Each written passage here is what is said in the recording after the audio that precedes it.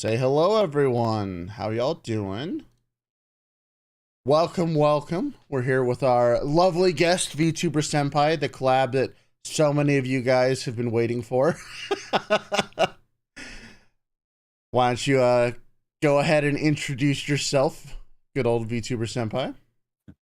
Well, hello everybody. Like Raelz said, I'm Vtuber Senpai. I'm a educational VTuber here on YouTube, talking about anything and everything VTubing related, and giving you guys tips and tricks on how to grow your streams and become more of a successful VTuber.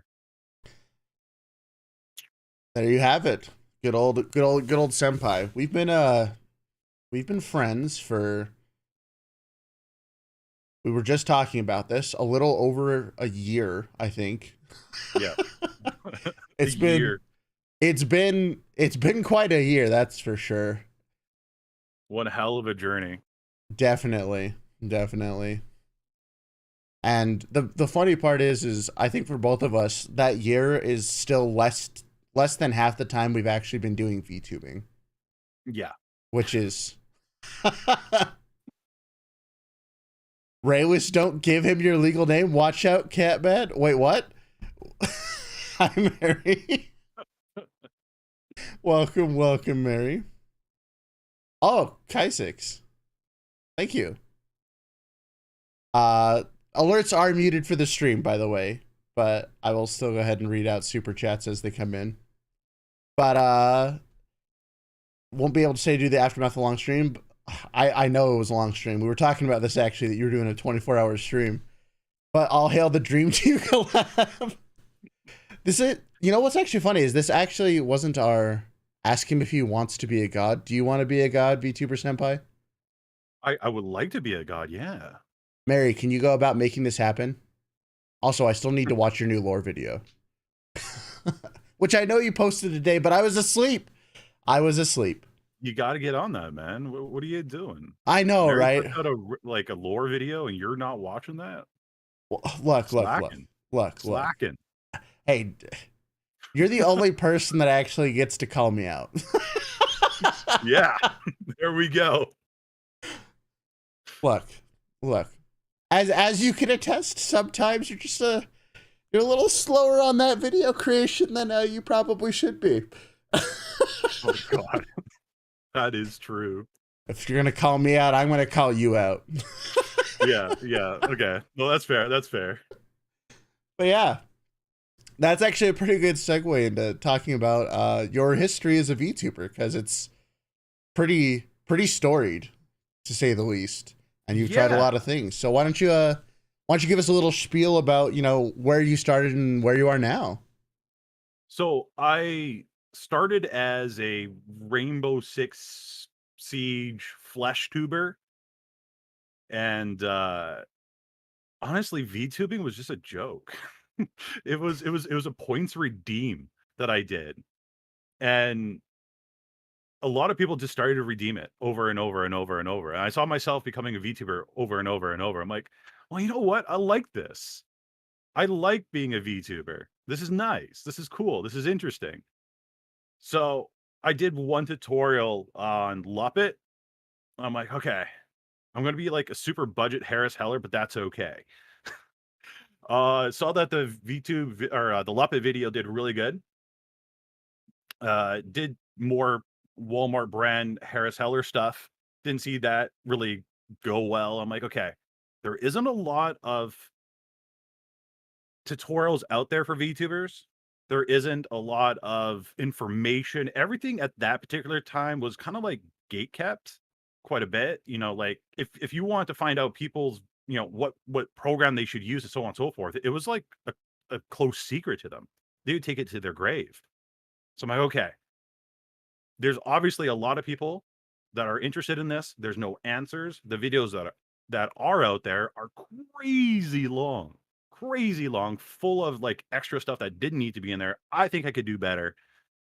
So I started the VTubing route and started publishing videos, and well, here we are.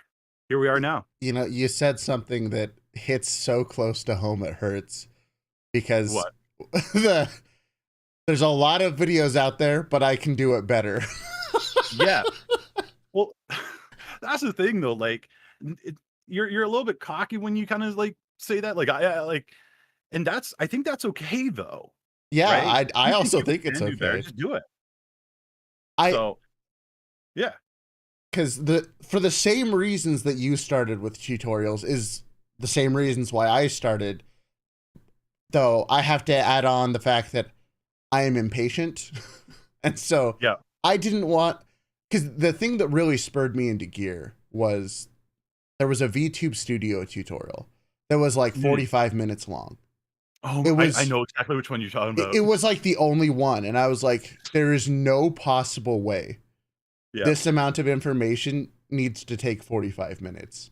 Yeah. And so I slammed it into as short as possible, and like that was my personal strategy for every tutorial. It's like, okay, how can I say what needs to be said in the smallest amount of words?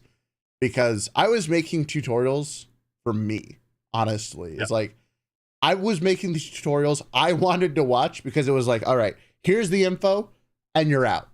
Like Yeah. we all know why you clicked on the video.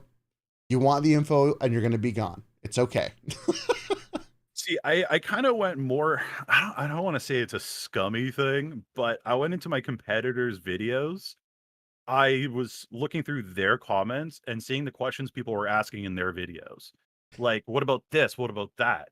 And then I would add that into my video because I knew that kinda thing wasn't being answered. So I'd slide that in. I mean, So hey, you got to do what you got to do. mhm.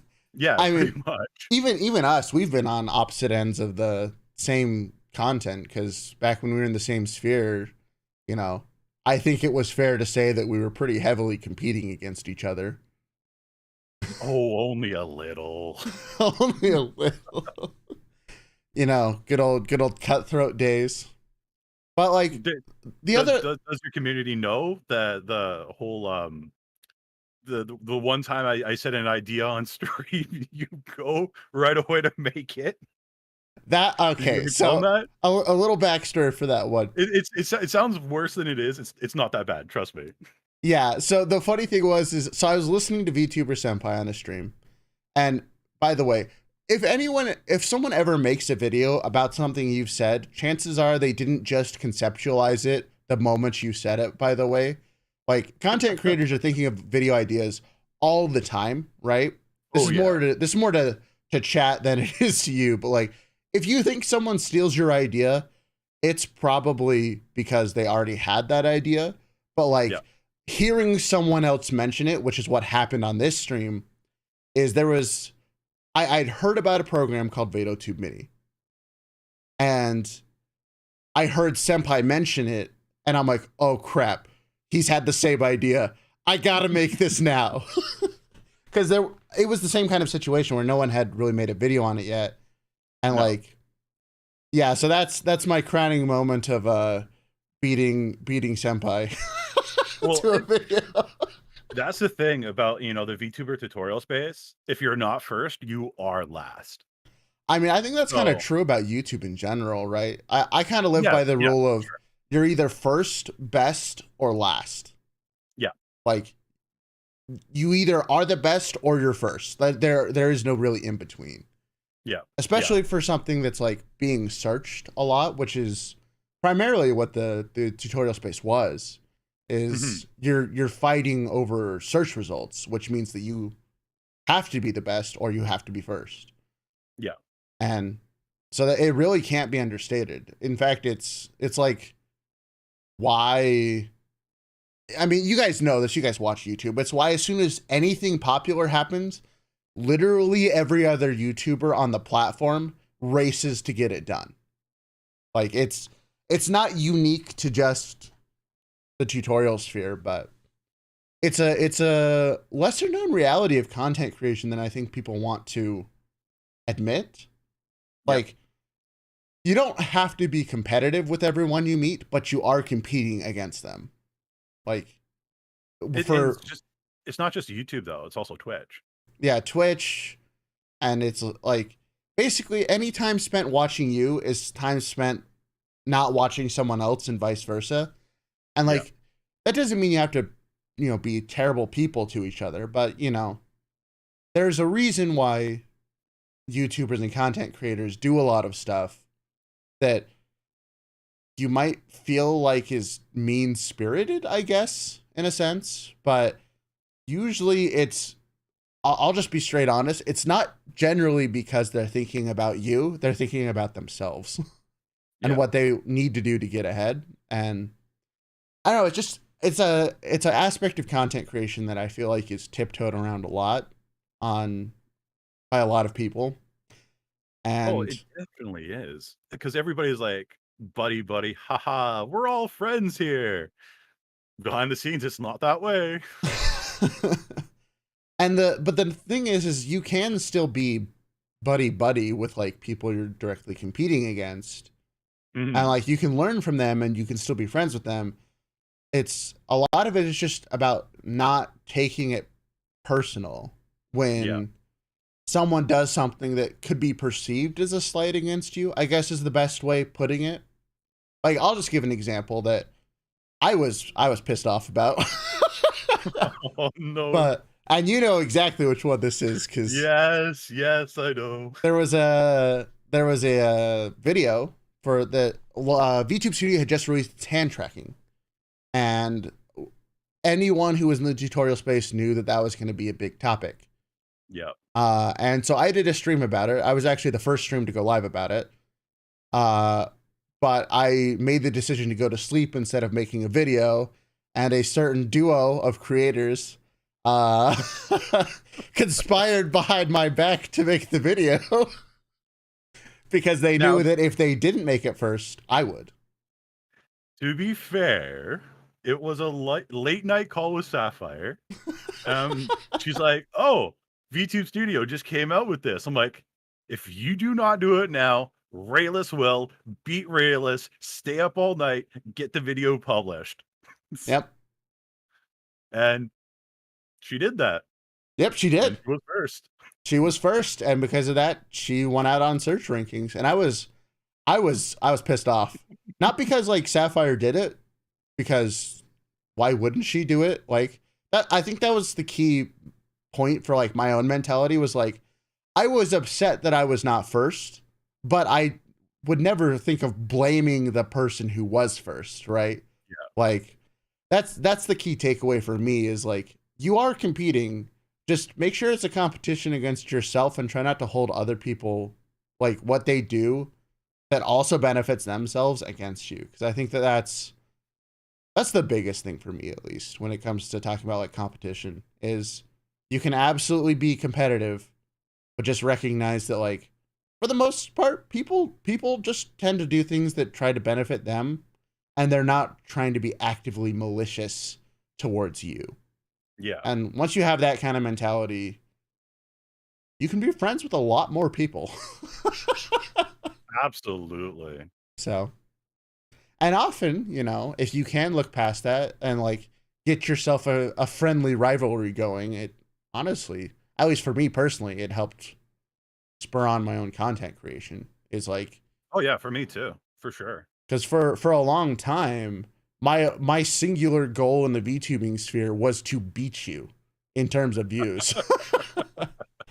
Because like at that time, like with the tutorial sphere, you were straight up better than me, like by Right. every metric. And like that personally, that's how I've grown a lot as a creator. Is I find someone who I think is better than me right now, Mhm. and like striving to become better than them. And then like it's not out of any malice towards that person, but like it's really, at least to me, it's really inspiring when I can look up to someone and try to compete with them. And then when you do eventually potentially reach their level or hard swap niches like I did, you can still appreciate all the lessons you've learned. Yeah, yeah. Well, everything that you learn, I want to say from the tutorial sphere when you were in it, um, you brought it over with you to the lore, right? So Yeah. when you went to the lore, you didn't start out at zero. You had that experience. You knew what it what to do and how to do it. But not only that, you knew if there was any competition, how to find that competition if there was any. If I remember right, there wasn't really any competition at the time for you. There was only So one guy, and he doesn't even yeah, post anymore.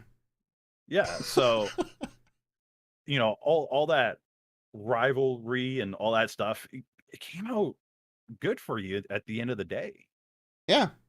And overall, it was a net positive because, like, Hmm. the nice thing, at least about, I think, with if you're mature about it, is like you can be friends with your rivals, right? Like, Yeah. because we were friends even before I left the tutorial space, Hmm. and we talked quite a bit before then, Yeah. and it was like we the fact that we can laugh about us cutting each other off in videos is, should be a pretty big signifier. It's like, yeah, we've done things. Yeah. But But like, that's the thing. You like a lot of people, they see like their competitor as their enemy forever. And it's like, no, it doesn't have to be that way. Just talk it out. yeah, and Maybe you guys can get ideas. the other thing for me is like it feels weird when you don't have a competitor Yeah. because you have no basis for like what's working and what's not.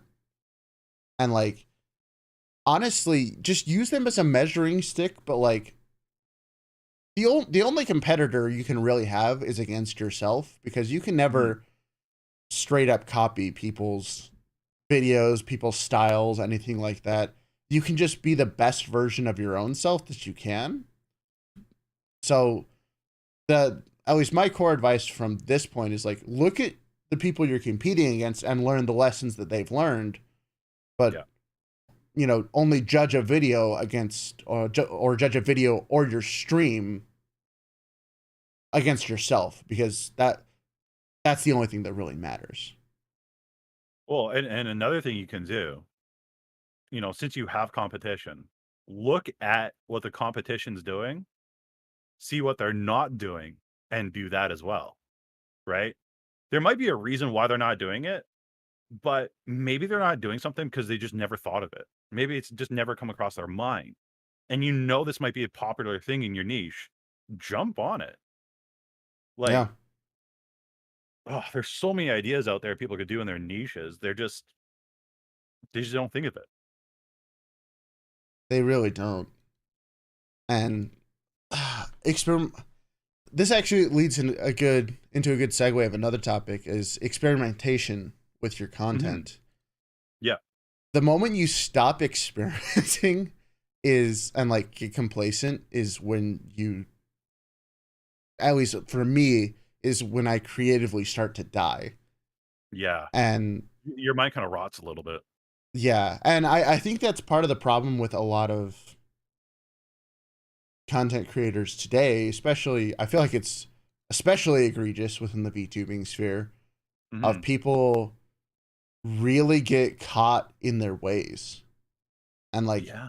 or rather you have I think this is really what it boils down to is you have a specific idea of what Mhm. content creation should be. Mhm. And feel free to disagree with me, but what you end up becoming is usually nothing like what you envisioned it to be. Yep. Like Oh, for sure. content creation is just such a different the things required to do content creation, what you actually end up making, what the final result is, you have no idea Yeah. what that's going to be, but you stick to what you already know and what you think it should be, and if it keeps not working, it's because you're not experimenting. Sometimes your Yeah. experiments will blow up in your face. That is scary. Oh, I that's happened to me. I don't know if that's happened to you, but that's definitely happened to me. Oh, yeah, it's happened all right. My Yeah, I most think notable example was I spent like 40 or 50 hours on a single video and it was supposed oh to be like an god. all-encompassing guide to VTubing. Right.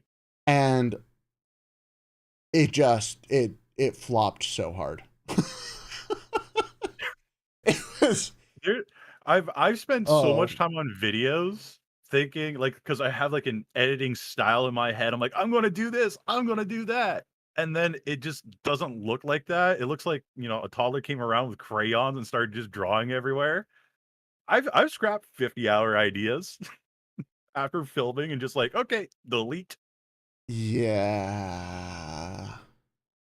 Just Yeah. sometimes things don't work. And the really crappy part is a lot of the time it's usually the thing that you've been most passionate about that Yeah, you know is a failure. yeah. And it feels so bad. Like It it's a does. little crushing. It like Mhm. you've put in all this time, you haven't been uploading because you've Yep. been working on it, and it's just it is insane how depressing that feels to know that this is just not it's not up to your own level. Mhm.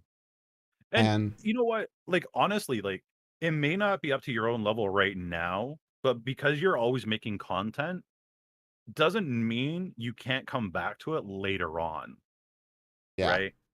Like, there was an idea, well, it's still gonna happen. Um, but I know 2 years ago, I didn't have the knowledge or the know-how to do it, and next year, I'm gonna be doing it. And it's gonna be pretty cool because now I have the knowledge, now I have the know-how, and I also now have the iPhone to strap to my body to do it. nice. Yeah, it's gonna be interesting. One of my dumbest tutorials ever. I'm excited. Hey, look, dumb ideas are often the best, in my opinion. Yeah, it's gonna be one of those ones, though, that nobody else is ever gonna be able to do, but just to do it. Oh, trust me, I know that feeling. I know that that feeling very well. But yeah, that the other thing is like one thing I do really want to hammer home with failed projects though is, touching on what you said is like you spent all that time doing the thing. You Mhm. definitely learned a lot of stuff in that process. Yeah. No Like, no project's a wasted project. yeah, You nothing always you learn ever something. make is a waste of time because you learned something. Yeah. And often those and to expound upon that, my worst video I've ever made was part of the reason that led me to make the Vtuber mini video, which is by all accounts the best video I've ever made.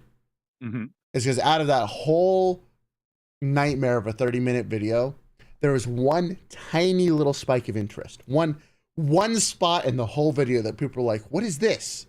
And I'm like, "Huh, what did I say during this point in the video?" And I mentioned Vtuber mini. And so Right. that was the very next video I made. So on top of you hearing you talk about it, that being the one point in my entire failed video that people were actually interested in, I just made its own video and it was like the best video I've made. It's like the thing that arguably I wasted the most time on became like led to one of the best videos I've made. Like back Yeah. to back. So Yeah. it's a little That's the fun thing about content creation. You just yeah, never know what happy accidents happen. seriously. You you never know what'll pop off and like a gimmick. I feel like gimmick videos are the videos that you're like, I should make this, and then you make it in like an hour, 2 hours, 3 hours. For some Mhm. reason, those are the ones that take off. Yeah, or the ones you spend absolutely no time doing. You're like, I just got to It's get this like, out the door. "Ha Yeah, and, like, every other video you've done on your channel, you spent 20 hours researching, filming, and, like, editing, all that fun jazz, and the one video you spent 30 minutes on does better than your last 9 videos. It's like, "Are you serious?" Yeah.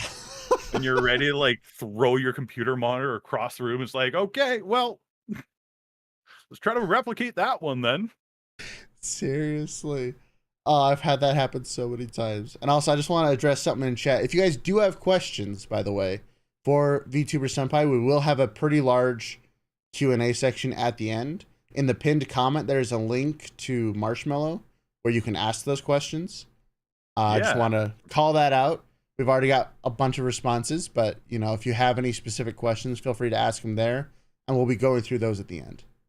Yes. Please ask. Ask. I'll Yes. be here as long as you guys need me to be, or until Raelz kicks me off. Wait, I can kick you off? Oh, I didn't know that was even an option. Hey, I mean, yeah. All right. Sure.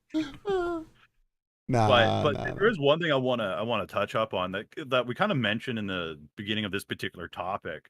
Uh, innovation. There isn't a lot of VTubers, I want to say, that are doing a whole lot of innovating right now. Oh They're my like gosh. gaming. I want to play video games. Games this, games that. It's like, no, please stop playing video games. Do other things. Do your talents. Do your hobbies. Right? There's one person in my community, Frank Appella, plays guitar. They are a VTuber that plays guitar. So they got their VTube model up on their screen, and they got another webcam showing them playing the guitar. And it's like it's so innovative, it's so unique, it's so different. There's no other VTubers doing that, and it's just it's fascinating. Like I there's so many ideas out there. I completely agree with you. And there's we could talk about this for like 4 hours just by itself. Probably. But like being innovative with VTubing is so incredibly important because VTubing as a medium is very restrictive. Yeah. It is far less easy to change a VTubing setup, like your VTubing ideas, than it is if you were a webcam streamer.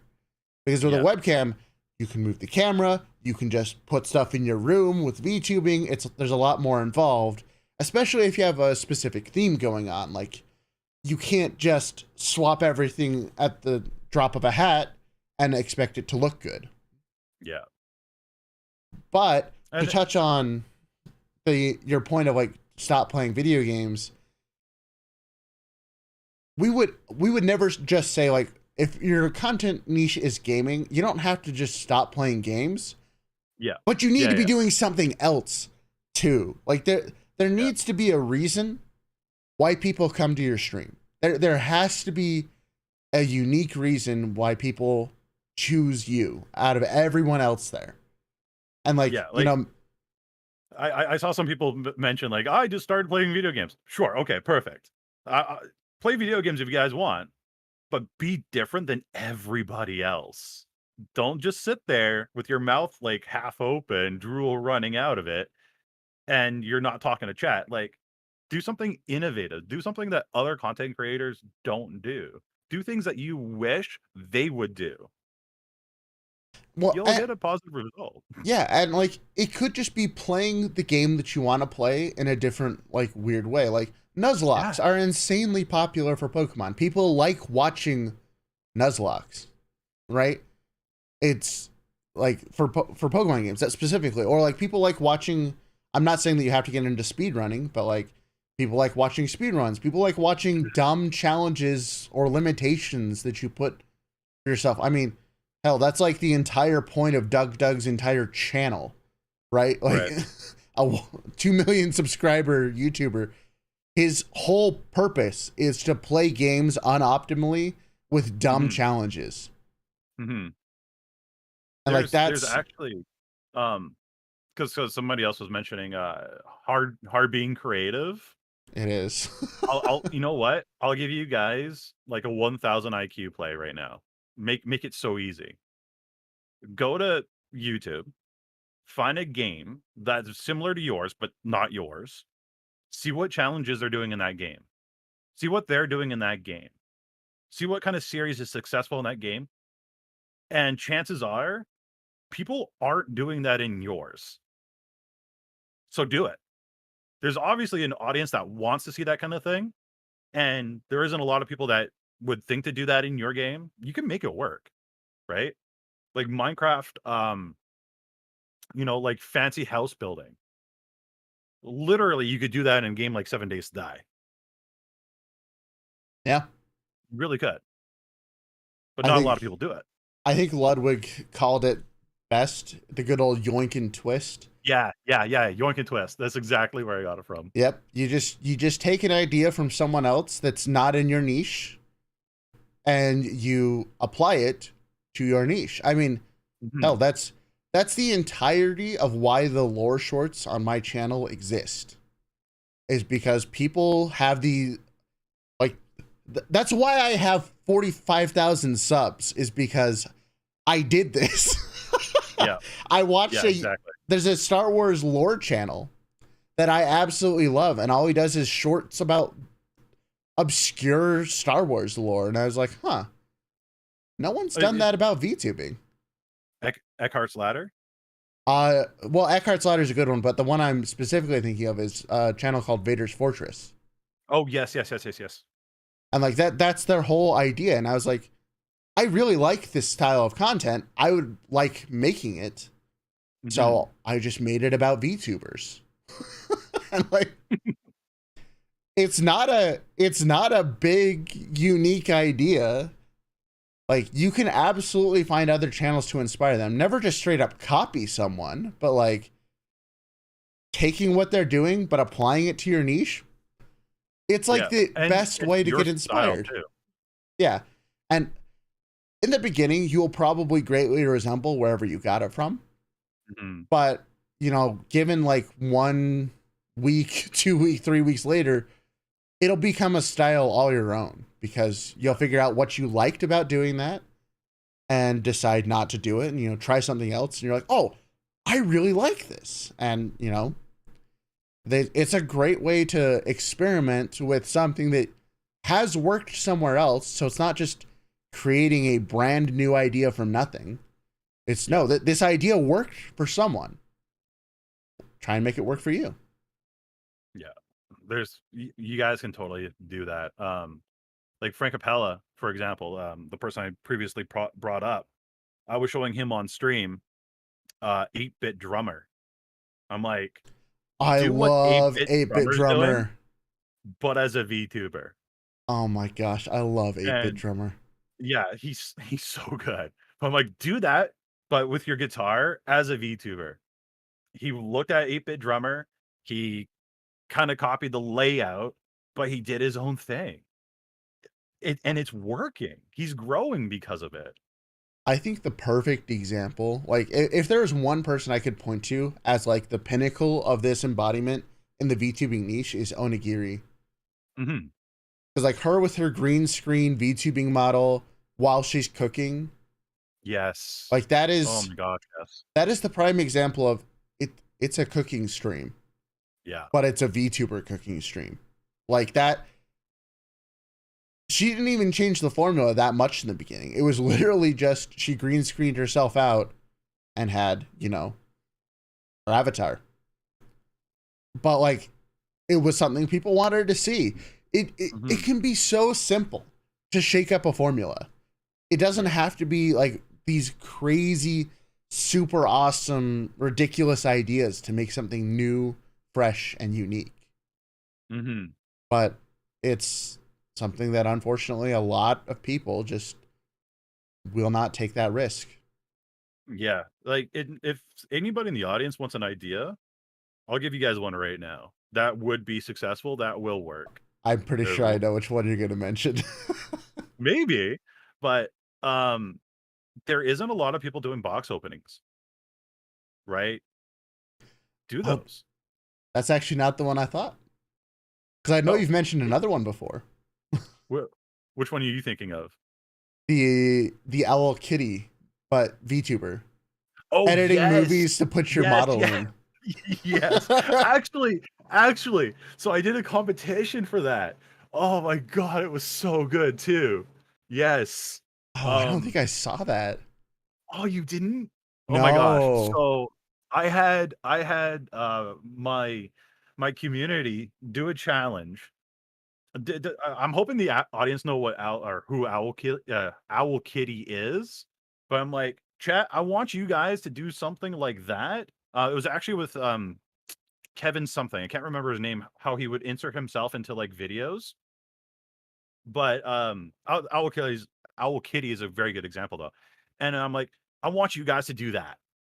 And I had people like putting themselves into anime, into Star Trek, like, and they did such a good job. It's like Thorn Scale, for example, he made it look like even though he had a 3D model at the time, he put himself into Overlord and it looked phenomenal. Starlight, I can't remember the anime that she was in, but like the how the camera panned around and everything, they nailed every aspect of it. And it was just a fun challenge. That's all it was. But But you they could learned definitely so build a much. channel around that. Like you could Oh, you totally do that. could. Just You saying Star Trek actually made me have like a flashback to a channel I recently found. This guy's whole oh? channel, and he's not a VTuber, but I think it would actually be funnier if you were a VTuber, especially if Murdoch's here. I don't know if Murdoch's here, but as a resident Star Trek VTuber.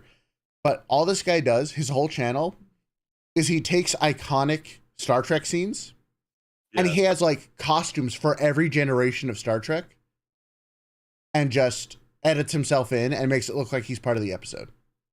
Oh my god. It's I I can't tell you how much I love this channel because his whole point is not to like make him draw attention to it.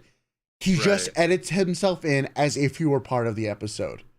And I You love gotta it see that. so much. I'll have to link it to you afterwards.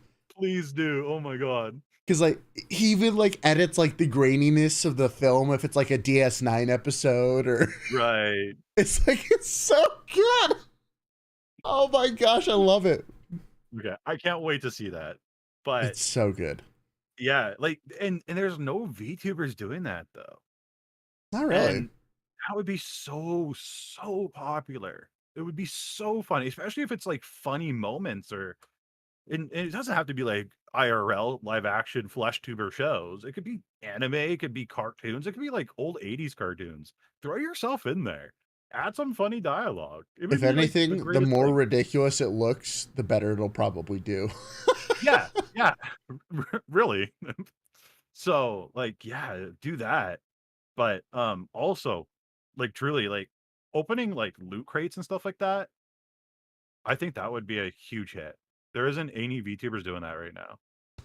Yeah, now that you mention it, I honestly can't think of like I've seen one Mhm. done by Girl DM for her ramen box. Yeah. Like I Yeah. think that's to date, I think that's the only one I can think of that I have ever seen, which Yeah. is kind of crazy when I say that out loud. That I But haven't seen literally anyone else do it. the reason why loot boxes is a really good idea. Yes, you're gonna have to put in like an initial investment. But after these loot box companies start seeing you open their stuff on YouTube or streams honestly should be both. Um, Yeah. you start sending you loot boxes. I did like maybe 4 or 5 when I was a flash tuber, and I already had companies reaching out to me like, "Hey, can you just open this up on stream?" And I was averaging like 17, 18 viewers at the time. Like not a whole lot, but it only takes 3 people for it to pay off for them. So, Sorry. so many ideas. There was a message in chat. Guys, they're just giving us these ideas to distract us from thinking about the ones they want to do for themselves. True. They're I on to mean, us. They're on to us. hey, these are ideas that I thought about. I'm like, it'd be so nice for me to do, but I got a YouTube channel that I put in so much time to do, and I don't have time for it. That's honestly what it that's honestly what it kind of comes down to is like you will always have more ideas than you can make. Hmm. And I think once you've made a few successful ideas, you kind of get a better idea of what will become successful. And Yeah. like, you're like, especially when this kind of ties into like viewers of ours, when we've watched their content, it's like, you are so close to doing something really cool. Yeah. Like just tweak it just a little bit. And that's where I think a lot of these ideas are spawned from, is like, we've just we've been around for a while, which Mhm. is weird to say that, like, because you've been around for I think a 4 to 5 months longer than I have. Yeah. And I've been around for a little over 2 years. The fact that we're like older VTubers, like in the terms of like the English VTubing sphere, we are Mhm. on the older side Oh, of for sure. the new wave. Like, obviously there's the OGs like Iron Mouse and people like them who've been Yeah. out for a long time. But like from the new wave, like we're considered old VTubers because we've been doing it for 2 years. We've seen Yeah. a lot of what does and does not work. And so Yeah. that's where a lot of these ideas come from. Is we've just seen a lot of stuff work, and infinite more amounts of it fail. And usually it's because people aren't taking innovations. They're not trying these weird little ideas that, some of us come up with. But Wow. you know what the other factor is too, though? Is people giving up too early. There are Oh some my people gosh. that if they just stuck it out for another month or 2, they'd be bigger than you and I combined. But because they were just so impatient and they didn't get the instant results they wanted, they say, "Forget it. It's not for me. Goodbye." And then they do like a Oh, graduation stream. It's like, what? you were I there, man. I You got were to give a there. example of this that I'm not going to call out the name specifically, but there's a buddy of mine who made a series of videos that are supposed to be like comedy style about a game. And it's Mhm. something I haven't seen before. And I'm like, huh, these are pretty funny. Like, these are pretty great. But he only made like 4 of them. Oh, And then like he's like, nope, this isn't button up. working. And What? I'm just like, but Ugh. do, do you guys do you guys know how many lore videos I had to make before they started taking off? It was like 30 on Yeah, YouTube. They took off really fast on TikTok, but like anything can take off over there. But like on YouTube, true. it took months before I had that huge explosion that I had. And Mhm. if I had stopped after the first couple, I would have never had anything ever happen. Like, Yeah. Well, it's it took YouTube a year to figure out what my YouTube channel was about and who to recommend it to. A year. yeah. That's a long time. Imagine if I quit like 11 months into it. I wouldn't, yeah. A lot of you guys wouldn't have the information you have today. That's for damn sure. Or imagine you quit after like 3 or 4 bad videos in a row, because I know I've had that problem.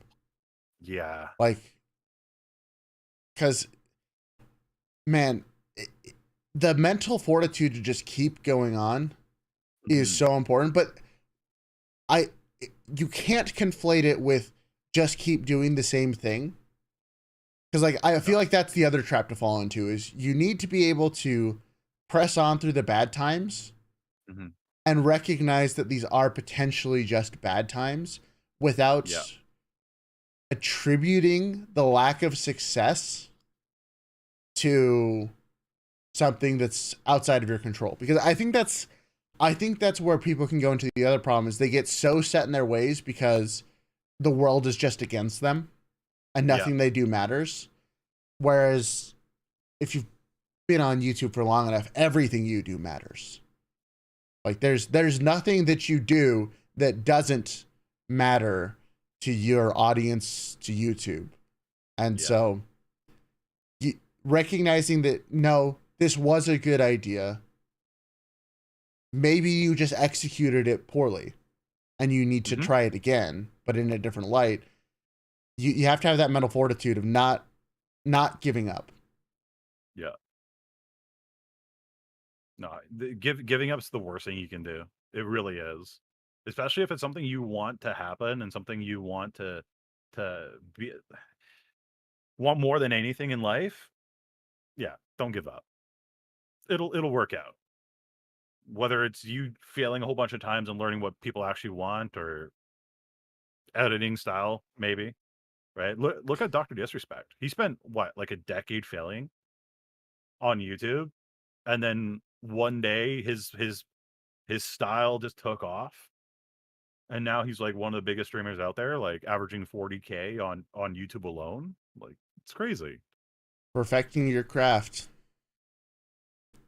And a lot of that is learning just how much of what you do is not what people want to see. Yeah.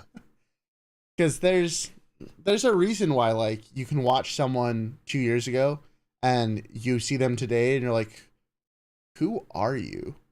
Like, what? Why are you so different? Yeah. But like, that's always a good thing. And it's because they didn't give up, they didn't stop changing, they didn't stop evolving. And something I kind of like to live by, and I don't remember what book this is from, but there's a thing called the 1% rule, where it's like, if every time you do something, you make it just 1% better than last time, eventually you're going to be making amazing things, Yeah. as long as you keep making things. Because every tiny amount of progress is progress. And the only thing that can stop that is you, by literally stopping. But, oh gosh. Never A give great up, never channel, surrender. Oh god. a great channel that I would actually recommend for a lot of people who want to know more about this subject is there's a channel called Film Booth that Mm. is fantastic for YouTube specific things. And obviously there's always Harris Heller if you want to Yep. watch more streaming focused advice. But there, Even his old videos are still pretty relevant. you know what? I was actually thinking about that the other day. Is like, there are so many pieces of advice that I know I've personally given out over the years, that I know you've given out, that have not changed because Yeah. they're still applicable. I think that those types of vices are like the core Yeah. that I don't think they'll ever change. But there's so much bad advice out there that people like take it as gospel and ah. I've given bad advice before too. Oh, we all have, that's for But sure. But there are people out there that live by it. Ugh, save that for another day. That's another 4-hour combo. yeah. Yeah. I think especially in the VTubing sphere, there's a lot of misinformation that gets touted around. And the best thing about that though, it's misinformation coming from people that haven't built anything. Like, they've never gone live. It's advice that they've heard. Like, there's one thing to hear the advice, but there's another of understanding it, and then there's another of understanding and doing it yourself. And a lot of Yeah. people just fit in that first one. Like, unless you've built a successful YouTube channel or people have 40 average viewers, why would you take advice from people that only have one? Like, it's crazy. Or none, because they're in Yeah. pre-debut forever. And I know that that can come off as like pretty elitist to everyone who like thinks that they're giving good advice. But the problem is like, you need to look at the people who are successful, Mhm. and their advice might not always be great, but you have to, like, if they're saying something, it's probably because they did it and it worked for them. And that last little part is so important, is it worked for them. Yeah. In every piece of advice ever, there's probably something good from it and it worked for someone. Yes. But it's learning, kind of like what you're saying, it's really understanding the advice and being able to apply it to your situation. Yes. Like, obviously, if you listen to, a top tier gamer who's like, they're trying to get rank 1 in the world, and like that's why they got success, is because they're really just that good at a game, and they're telling you just to grind it out. It's like, well, that advice doesn't really apply to anyone but them, because yeah, if you are the best at a given thing and you're just grinding it out, you will naturally attract people because you're already the best at something. Yeah. For everyone else, you can't take that advice because you're not the best. You're not the best at a game. You're not the best at X, Y, and Z. You have to, take the advice. Sorry, go ahead. Or it's the people trying to take advice from like someone like Shroud or Summit 1G, but they're a VTuber that plays Animal Crossing. It's like a mechanic trying to give doctors an advice on how to work on a patient. It's so different. Yeah. That'd be like me taking Dr. Disrespect's advice on how to run a channel. Exactly. Like, it Now, just... there might be some more stuff that like you can apply, but not the vast majority of it. Yeah. I'll actually give a good example of advice. Well, they didn't even actually necessarily give me advice. I just took this by watching their stream. There's a VTuber on Twitch named Poppy the Lich King who has one of the best VTubing setups in the game. Like, everything about his setup is custom, and he's like a big gaming streamer. He does some chatting and stuff too, but he's primarily gaming and community interaction. And like, his advice to like upgrade your setup doesn't necessarily make sense for like necessarily someone like you, senpai. Like, you don't need that crazy level of customization in the stream when you're doing primarily teaching. Like that would not make sense for you to do. It probably didn't make sense for me to do either, but I did it anyways. But, I've also shifted from like what I was doing to try and really focus on that community interaction over everything else now. And like, that advice works for me. It doesn't work for senpai here. It's just making sure that you have the context of the person who said it, because yeah, you shouldn't take gaming advice from a streamer who streams like primarily games at the highest level if you're an art streamer, right? Yeah. Like, it's probably not going to be great advice for you. Yeah. Always look at the person who gave the advice and take it with a grain of salt and see if you can apply it to your situation. But if you can't, always look for the people in your own niche if you can. Yeah. If you're an art streamer, look at the biggest art streamers. If you're you want to be a competitive gamer, look at all the, look at the Dr. Disrespect, look at the Shroud. Mm-hmm. But if you're like a cozy streamer, look at, I'm ashamed to admit I don't know like any super big like Animal Crossing streamers, but I know they exist. They're definitely there. Like, look at them. And so look at what is working in your niche and how you can apply it to you. Yeah. Yeah. Oh, that's always a fun. Advice is always a fun topic. I feel like everything we could talk about today is like, could be the subject of its own stream in its entirety, just because there's so much to go forward. Yeah. And I mean, even when you guys are listening to us, like, you're listening to Senpai, who is primarily an educational and VTuber, instructional YouTuber. And then there's me, who's, I don't even know what I am these days. Lore and general entertainment streamer, I guess, is what we're kind of settled down into now. And like, keep our experiences with a grain of salt. Like, Again, if Mhm. you're doing primarily gaming, you can take pieces of our advice and apply them to you. But neither of us are primarily gaming streamers, so we're not going to be able No. to help you out as much as, say someone like Buff Pup could. Not that she's Yeah. giving out advice, but she'd be a good one to look at and see how she does things. So, Raelz the variety cat. Did I have to become an educational streamer so I could evolve into my final form, a variety streamer? Your final Pokemon level right there. Yeah, my final Pokemon. This is completely unrelated, but someone wrote an entire lore script about me being a Pokemon. I haven't read it yet, but I Jesus. was so excited. So unrelated.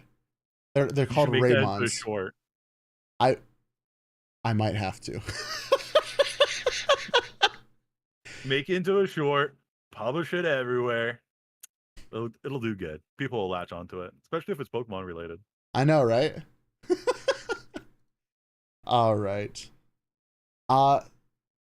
Here's actually one of the topics I really wanted to get to this stream, because I feel like out of everyone I could talk to, Mm-hmm. there's I think educational and instructional channels have the best viewpoint on this. I would, in an ideal situation, I'd love to have like a round table of like you, me, Fofamit, Fia, asking So cool. to ask this question: Okay. where is VTubing heading? So VTubing is far away from its final form. VTubing, the interest of VTubing, and you and I have discussed this off streams. It is dying down a bit in its popularity, but it is expanding in other areas that people really don't consider or think of. For example, I helped a research center in Australia set up professors to use VTubing for teaching, right? So literally anybody could be behind the model. They don't have to show themselves. They could work from home. There's so many different reasons, but it's being used in an educational sphere. For example, news agencies, right, are slowly going to start making the switch to using not necessarily even VTubing models, but like some sort of virtual model that always looks perfect, that doesn't need makeup. And again, anybody could be behind it. So I think VTubing in general is going to just continue to grow in so many different forums, and it's going to be used in so many different fields. Uh, yeah, we're in the baby steps of it, kind of like the baby steps of how television was. It started out, it was a very small TV, black and white, and now that we have like massive big screens, VR, and so on and so forth, I think VTubing is going to do something similar, where in time we're going to be doing things that we've never considered today. So we're on the forefront of this new technology, because in retrospect, it's still very new. So It definitely is very new. Like in the grand scheme of things, guys, like VTubing has been around for a long time, like a decade or mhm. so. But as far as its popularity, it is still a very fledgling space. Like we are very, very young Yeah. in the grand scheme of like YouTube and streaming and things like that.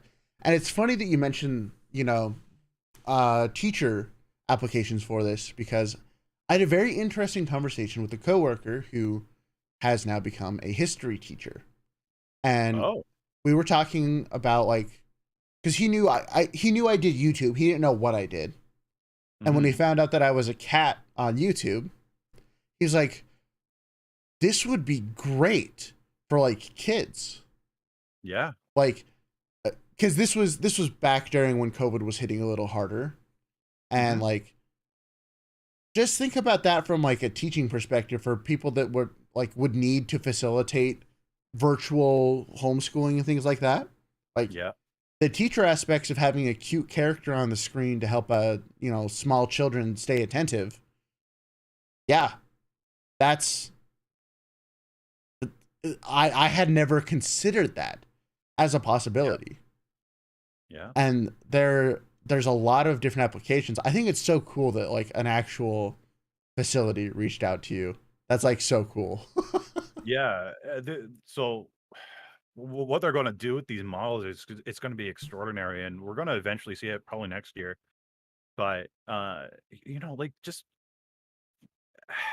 no, they also want to use the models for like an interactive thing too, where again, the teaching aspect of they got a virtual model and on a massive wall screen, right? And kids can interact with it and touch it, and different things will happen. And it's we're in the baby stages. We really are. Look at VTubing software, right? VC Face 2 years ago is way different than VC Face today. PC Face was like all that it was 2 years ago. Yeah, Like like massive improvements.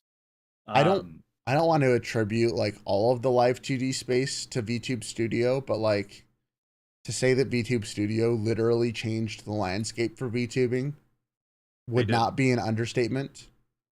No, they for sure did. And like even this year, some of the updates and things we've seen have been absolutely incredible for Yeah, both the 3D and the 2D sphere. Like before this year, Code Miko was kind of the only one of the only big like 3D VTubers. Like you had Kazuna AI, sure. yeah. But she was very much a corporate entity. And like there wasn't any people that you could consider indies that were really doing like VTubing of that caliber at the time. And now there's like you got Code Miko, you got AI Angel, you got like all these people who aren't parts of big corporations Yeah. that are just everywhere now, and it's becoming easier and easier to do increasingly cool things. I And might be crucified for saying this, but I think the indies, because they're using like free software like VTube Studio, VC Face, so on and so forth, I think their quality is becoming better than a lot of the corporate VTubers nowadays. honestly, I would tend to agree just because I think a big game changer with indie VTubing specifically is the fact that they are so adaptable to new situations. When something new joins the sphere, like we're Hmm. going to use, the Twitch integrated throwing system that was introduced where, viewers could literally throw stuff at your objects. I mean, Yeah. I learned programming and learned how to create my own AI TTS bot and like let you guys move me around on screen and things like that. And there's like new plugins coming out every day. They're like the one of the newest ones is like a plugin that lets you literally have your chat use TTS through another model on VTube Studio, and it like actually looks like it's talking. Like that's crazy. We've got so many new things coming out, and Yeah. I do think that there is a little bit that gets lost when you go to corporate stuff. Yeah. Definitely.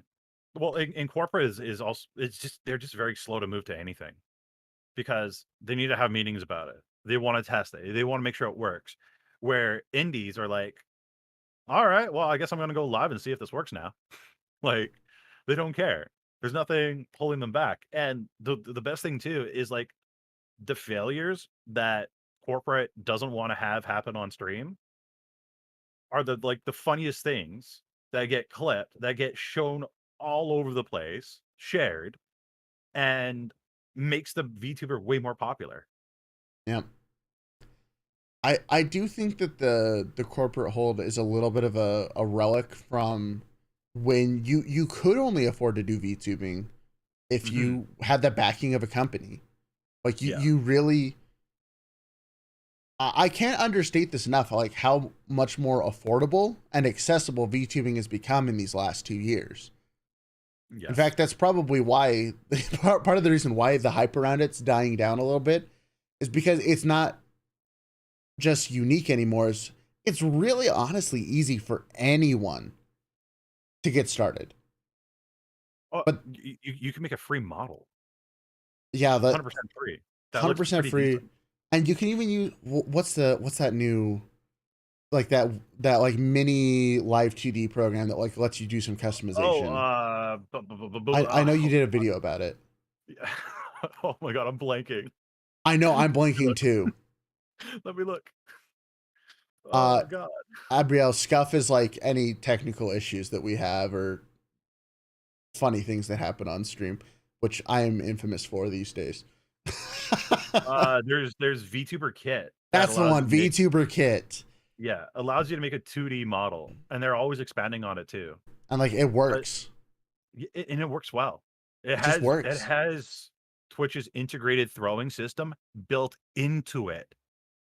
So there's nothing extra you have to do. That's crazy. It's a checkbox. That's it. And you're done. Like, And like that's nuts. more stuff like that is coming out every day, and it's what lets Mhm. the indie scene evolve so Yeah. fast. Because that honestly, I think that's what really happens to make a community grow Yeah. at like exponential rates is when things become affordable and accessible, you're going to see new people every day that are pushing the envelope, and it's so cool to see what comes out and how it expands what we already know how to do. Mhm. So like I used to be a little bit pessimistic about like the about VTubing where it would be in a couple years. Not like I never thought that it wouldn't grow. I just thought it would grow slower than it has. But every time I think like, okay, we there can't be any more new major innovations.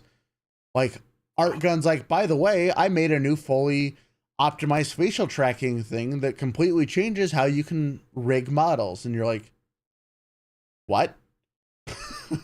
Or oh shoot, what's the Kaison's model? She spent 3 months animating hands for a webcam. I don't know if you've seen Oh this. god. No, I haven't. Okay, I need to send you this after stream, but she rigged hands for webcam tracking that are Wow. so lifelike. It's insane. Like she shows her hand turning, it's turning, Mhm. the fingers are moving like fingers would. It's like it's so creepy in like a cool way. Cuz it's like that's her actual hand. And she said it took her like 3 months, but eventually with optimizations and technology, we're going to hit the point where things are going to get easier and easier to optimize. So like Yeah. maybe, a couple months down the road that'll only take 1 month. And then, maybe next year it'll only take like a week or two to do something like that. And like cuz like I remember models used to take literal like 6 months to a year. Yeah. Yeah. And like the super super super high end ones do. But now like a Even regular that, model maker, like we're down you to could go on months. Fiverr. You could go on Fiverr right now.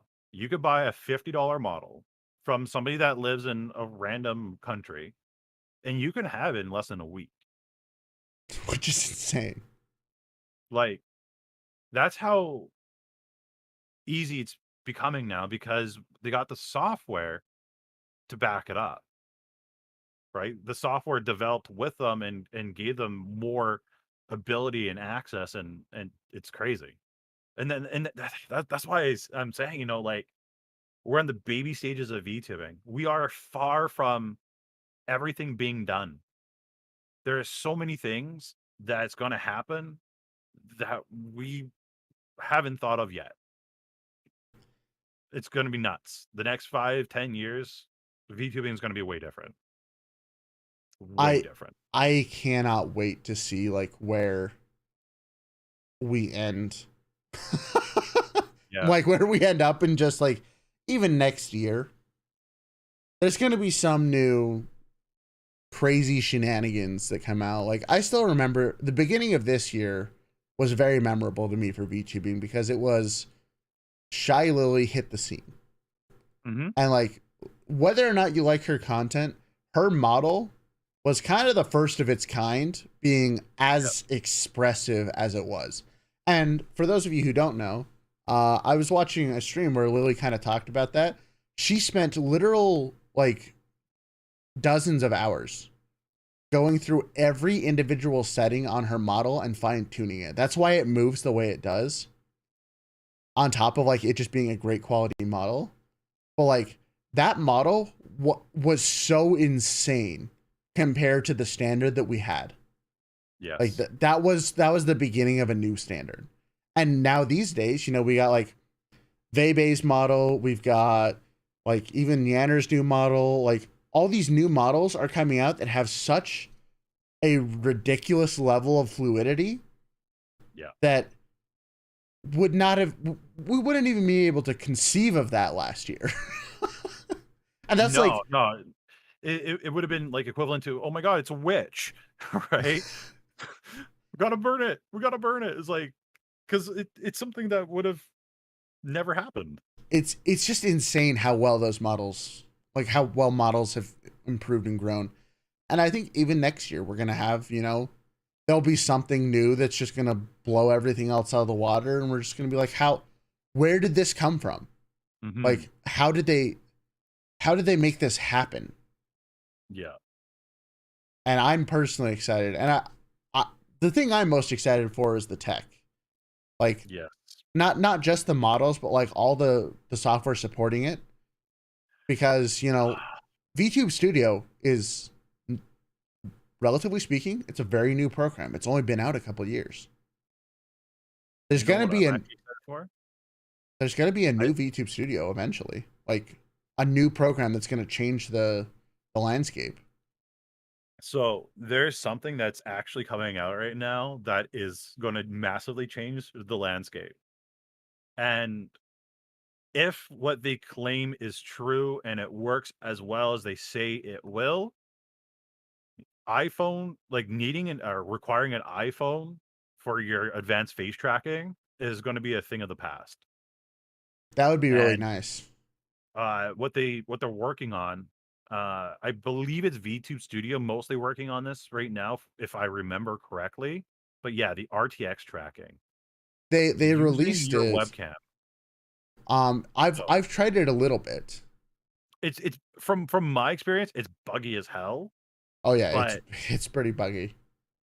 in a year from now, if they can perfect that, iPhones are no longer needed. That's like $1,000 right there that you don't have to worry about getting, or $200 if you get one used, right?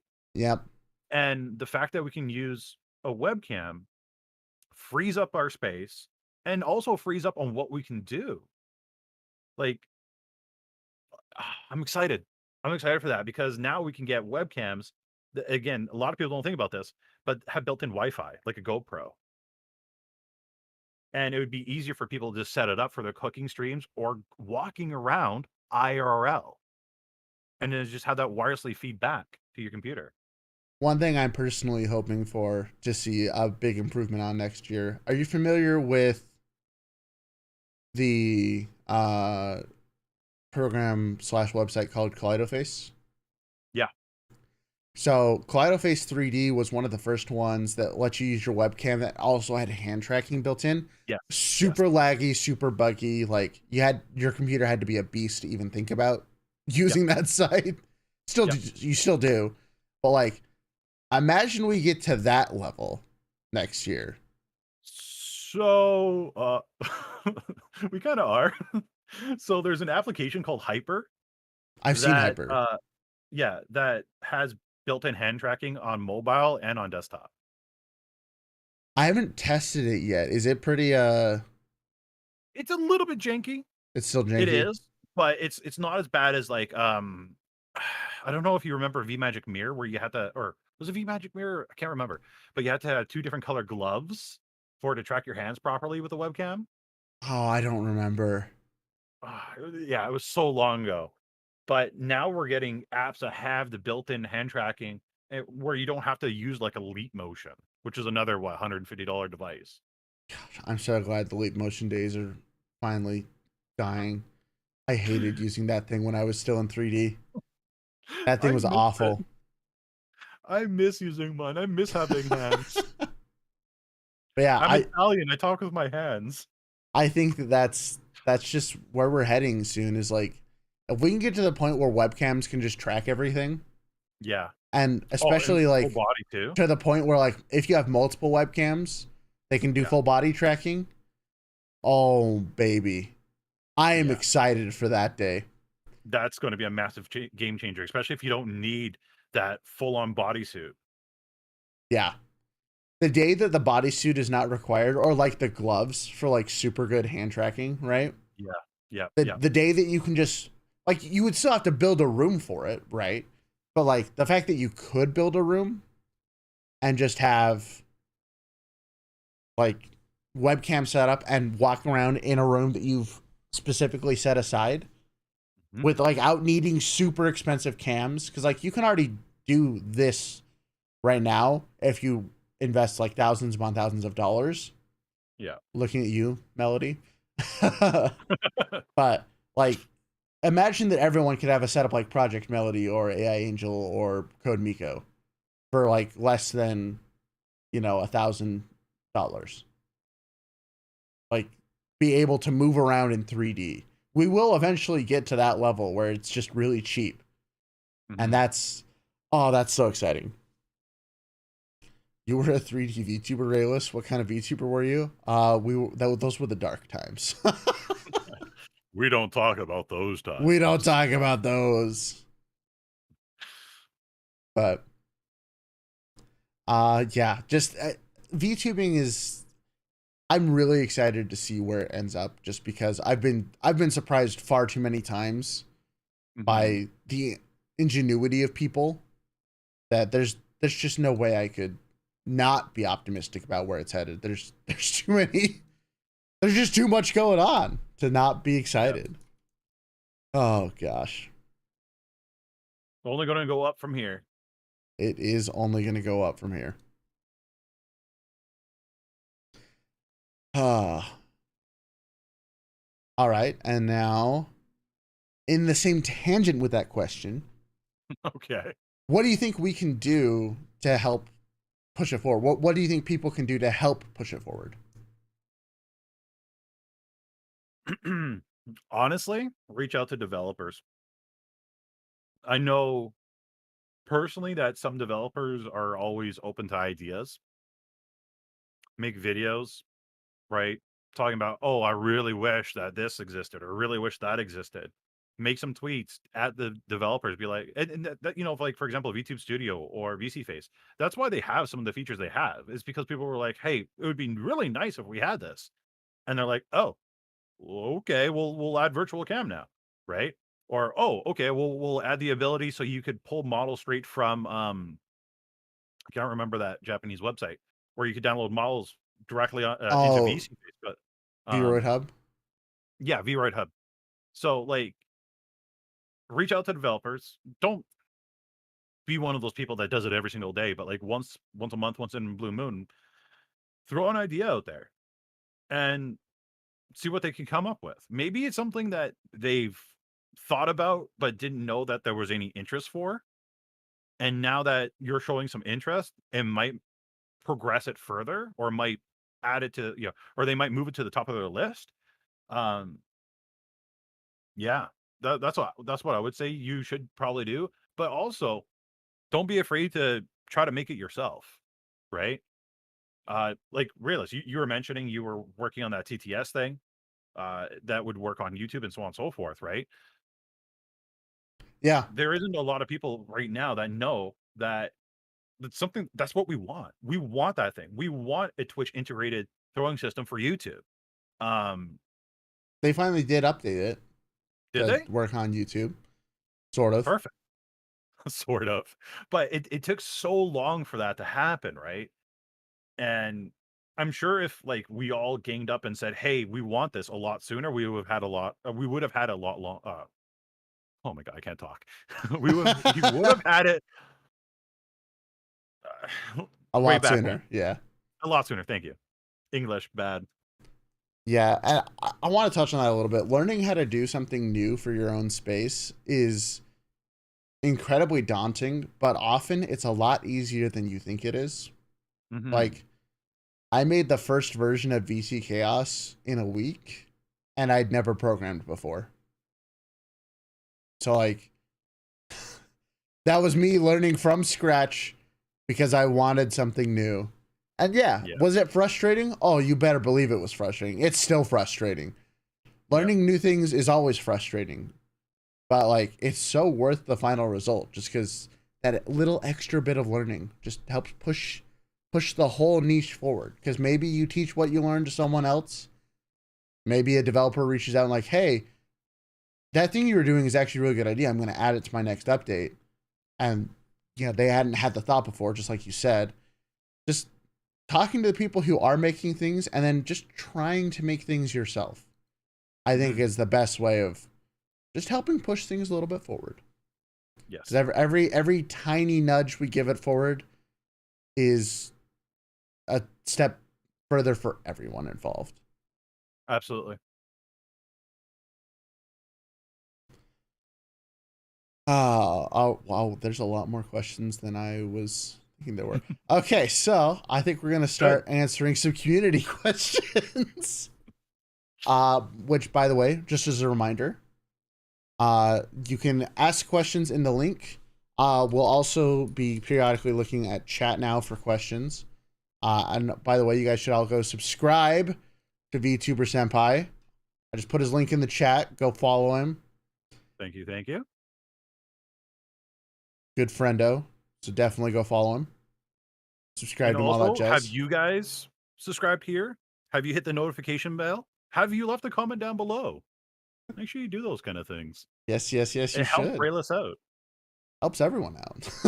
Exactly.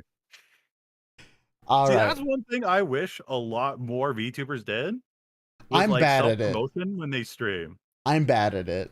I usually remember right at the end, but I need to get better at doing it like in the middle of the stream. Yes. Like it's something I personally am bad at. I know this. I know this a lot. It's practice. It is practice. All right, so our first question is after definitively deciding you want to be a VTuber, what's the next step towards that journey? After you definitively decide that you want to become a VTuber, what's the next step? Well, I think figuring out an idea of what you're or yeah, figuring out what you're passionate about is probably the next step or should be actually the step before you become a VTuber. I was going to But figuring out say what kind of content you want to make, right? Finding that out, looking up how others do it, see what they do, how they do it, and grab the good things, grab the bad things, and working on it. Now, me personally, I don't know why. I think I know how Raelz feels on this one, but me personally, the first thing a lot of people do as a VTuber right away is they jump onto Twitch and they go live. Instead of going live right away, I encourage you to make some content on YouTube, get a following, get a fan base, see what people actually want, and then move that audience to Twitch or to your live streams. And when you go live for the first time, you won't be starting with 0. You'll be starting with 5, 10, 15, 20, 25, 30, right? Uh, you'll be starting with an audience. Not only that, when you are a YouTuber first or somebody that makes TikToks, TikToks is another fantastic thing you guys can do, uh, or YouTube Shorts or whatever. But you know how to entertain, right? It's not like it's not going to be like one-to-one you talking to an audience, but you have an idea for when you do actually go live on these different websites, you know how to interact with that audience. You know what they want. And you know what they expect from you. So I would start off making content on YouTube or TikTok, right? Either one of those. I think TikTok's probably the better one to start off with these days. Uh, but start there first, then go into live streaming. I know if I had to go back and do this all over again, I wouldn't have wasted my time live streaming. That's for sure. Yeah, I live streamed for 8 months about Mhm. before I'd made a couple videos during that time, but I'm talking like Right. maybe four. It's like one every other month before I really focused down on videos. Mhm. If I, that is my single biggest regret in all of YouTubing, is like I if I had just started with videos, it would have been so much better. Yeah. Like it's the fact that I still have one viewer from that time. Like I've got like two viewers that still show up from that time period. Mhm. Is like that are very special to me because they were there for like the dark times. but Dark times. but like it cannot be underestimated like just how much of a waste of time streaming is when you're first starting out. Mhm. If you're taking this seriously as like you want to grow as a content creator. If you just Yeah, want to stream, obviously that's the disclaimer we're going to put out here right at the beginning of all these questions. for If sure. you just want to stream for fun, you're not looking to take this hardcore advice. But No. like also don't lie to yourself saying that you're just doing it for fun but you secretly want it to become a job, because like that's just the way to be unhappy all the time. But If you see yourself watching that viewer counter and you get depressed every time it goes down, you're wanting to do this as a job. yeah. But to loop it back into the beginning of the question, because you mentioned this, is the first thing that you should always do before deciding if you want to be a VTuber is deciding what it is you want to make. Yes. And because I think a lot of people are like, oh, I want to be a VTuber. That sounds fun. It's like, well, there's probably a lot of things you can do without being a VTuber that being a VTuber makes harder. Yeah.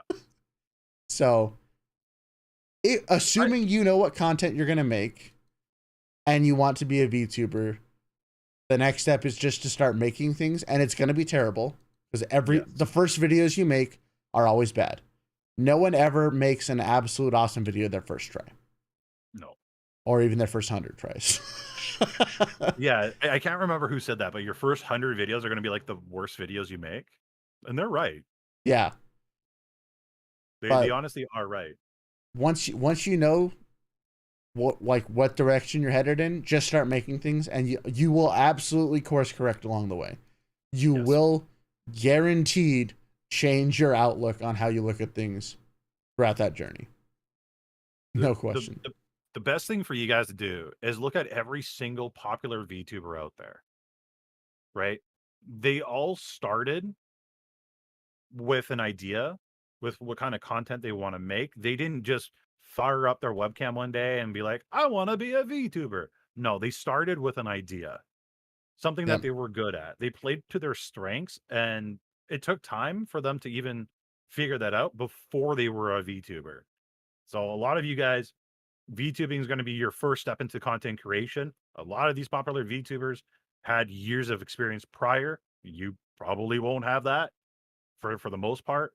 So, like, trust me, it's not the best answer that you guys want, but you got to figure out what you're passionate about and apply that first.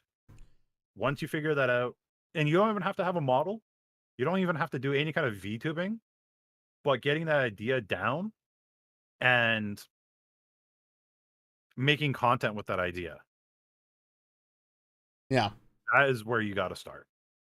Content always comes first. Hmm. If having a model is what lets you make that content, you should absolutely have a model. Yes. If you can make content without needing a model, you should also do that. Yes. Absolutely. Like I I'm just going to use my own personal example here for this. the first 20 or so lore videos I made didn't have my model in it anywhere. It was not in any of the videos, and they did just fine. And then I slowly started to add my own model back in and figure out like a sweet spot for it. But like my initial success with the lore stuff was just my voice. No one knew it was me at the time. I hadn't announced that it was me yet. It was over on TikTok, brand new account, everything like that. Like, I think there was like what, 4 of us that actually knew it was you. Yeah, I told like 4 people that it was me, and I didn't have my model, none of my own branding, nothing. Like the fact that I was successful initially without a model just goes to show that you really have to like VTubing to make this your preferred method of content creation. Because honestly, it's a lot easier sometimes without it. Yeah. And how do I say this? Sometimes even a model can hold you back. Yes. Right. So sometimes it's better for you to not have the model there. So what it comes down to at the end of the day is experimenting. Right. See what your audience likes. I was doing a channel review last week, or I can't remember because my days blend together now. But there was a channel I was looking at, and the person mentioned that they started getting way more views when their model wasn't in their thumbnail. Like, okay. My obvious response to that question is just don't put your model in your thumbnail then. Exactly. Right. Like, and then I made the suggestion of take the model out of your videos completely and now try it. Experiment with that for a month. Yes, I know you have some sort of attachment to it, but the audience might not be ready for that model just yet. Add it in gradually as you go. But for now, just start off just your voice. I think you can do so much with your voice. That touches on a point that I think is so important, is you have an attachment to your model. No one else does yet. Especially if you're just starting, your model could mean the world to you. You put in so many thoughtful little details that mean so much to your life, but someone who's never seen you before doesn't care. Exactly. And like if they don't have a reason to watch you past your model, you will never garner any kind of following because they don't care about you yet. No. Like once you have a following, then yeah, your model can be used everywhere because you already have a base group of people that intrinsically care about you. But you don't have that starting off. That's the hardest thing to get starting off. And so VTubing as a focus to start with is just, you got to be so careful with it. Because when you're starting off, I think the only reason why you should ever use a model is if the model is what lets you make the content you want, then you should become a VTuber. If you can do it without it, especially starting off, don't use it. That's my own personal advice. There was a Star Wars creator, there is a Star Wars creator out there that does reviews of shows and so on and so forth. And she uses a PNG in every other scene or scenes that she wants to express her emotion. And that's the only time she uses it. Everywhere else, the model's not on the screen. Which is honestly, it's a great way of using it. Yeah, it really is. Just to convey the emotion. That's all. And it does a perfect job. It's not in the way. It's tucked in like on one side of the screen, not blocking the main content. And I think this kind of harkens back to a big thing with like just YouTubing in general, is when you're making content that isn't. Let me backtrack just a bit. To get noticed, you have to make content that people care about, right? And in the beginning, your model can't be that content because it means something to you. It doesn't necessarily mean something to everyone. And as you kind of evolve with videos and things, you realize the strengths of your model, which are to portray, like you said, your emotions, which is like the best thing a model's doing, or portraying how you're moving, different things like that. And that's its absolute strength. But when you're like using it for something else, like for example, in a video I just did about Shy Lily, where the focus is Shy Lily, no one wants to see me talking about Shy Lily. Like, they want to see Shy Lily. And so I think I appear for a grand total of like 4 seconds out of a 3-minute video. Like, where it's just me casually mentioning something because I think it's funny. But outside of that, I don't exist in my own videos. Like, I exist on streams because streams is where your presence and your persona is the most important. But that's also the hardest part for people to get you to care about in the beginning, is your personality is absolutely a strength that people can come to know and love. But in the beginning, no one knows who you are, and so they just don't care yet. So it's a very long answer to probably longer than the person wanted us to, but it's something that I think both of us are quite passionate about when it comes to VTubing. Is you got to make sure you get into VTubing for the right reasons, and it doesn't become your crux. Yeah. So no, your model is, it might be an extension of you, but don't make it a huge thing right off the bat. Trust me, they're there for you. They're not there for your model. And we see that in real world examples where Iron Mouse can change her model every other week now. Even if they hate her model, or one of her newer models, they'll still show up for her, for the personality. Yeah. You don't watch Iron Mouse because of whatever model she happens to be using. You watch Iron Mouse because she's Iron Mouse. Yeah. But you don't... She gets to do that because of all the work she's put in. You don't get to do that starting off. I'm sorry. No. That's just the harsh reality. You don't get... Like, even me right now, I think is a good example. I'm not a huge YouTuber by any means, but I'm sort of bigger on the VTubing side. I think I can safely say these days. I can get away with doing, weird game streams every once in a while that are like everyone else because I already have a following. Yeah. I get to get away with things that you can't yet.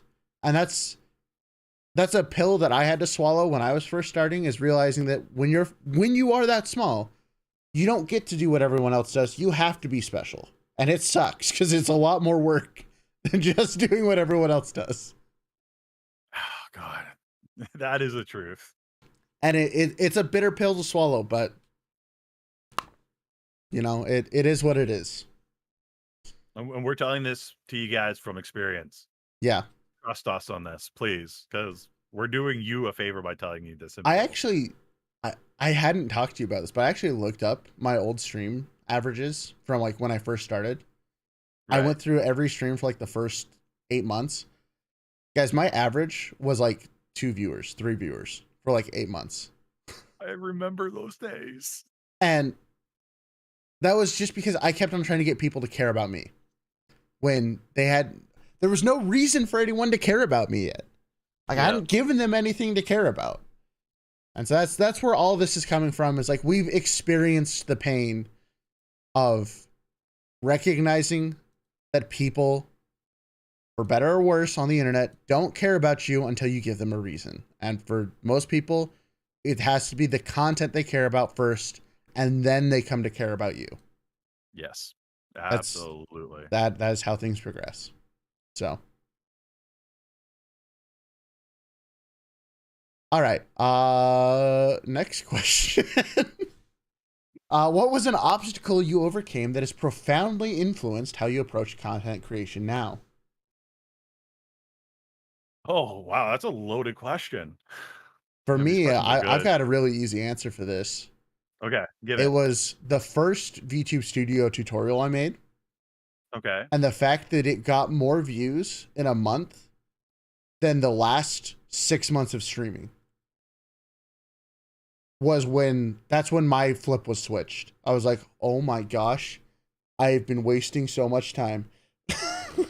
Yeah. This one video that has content people need was shown to more people than literally hundreds of hours of streaming. That's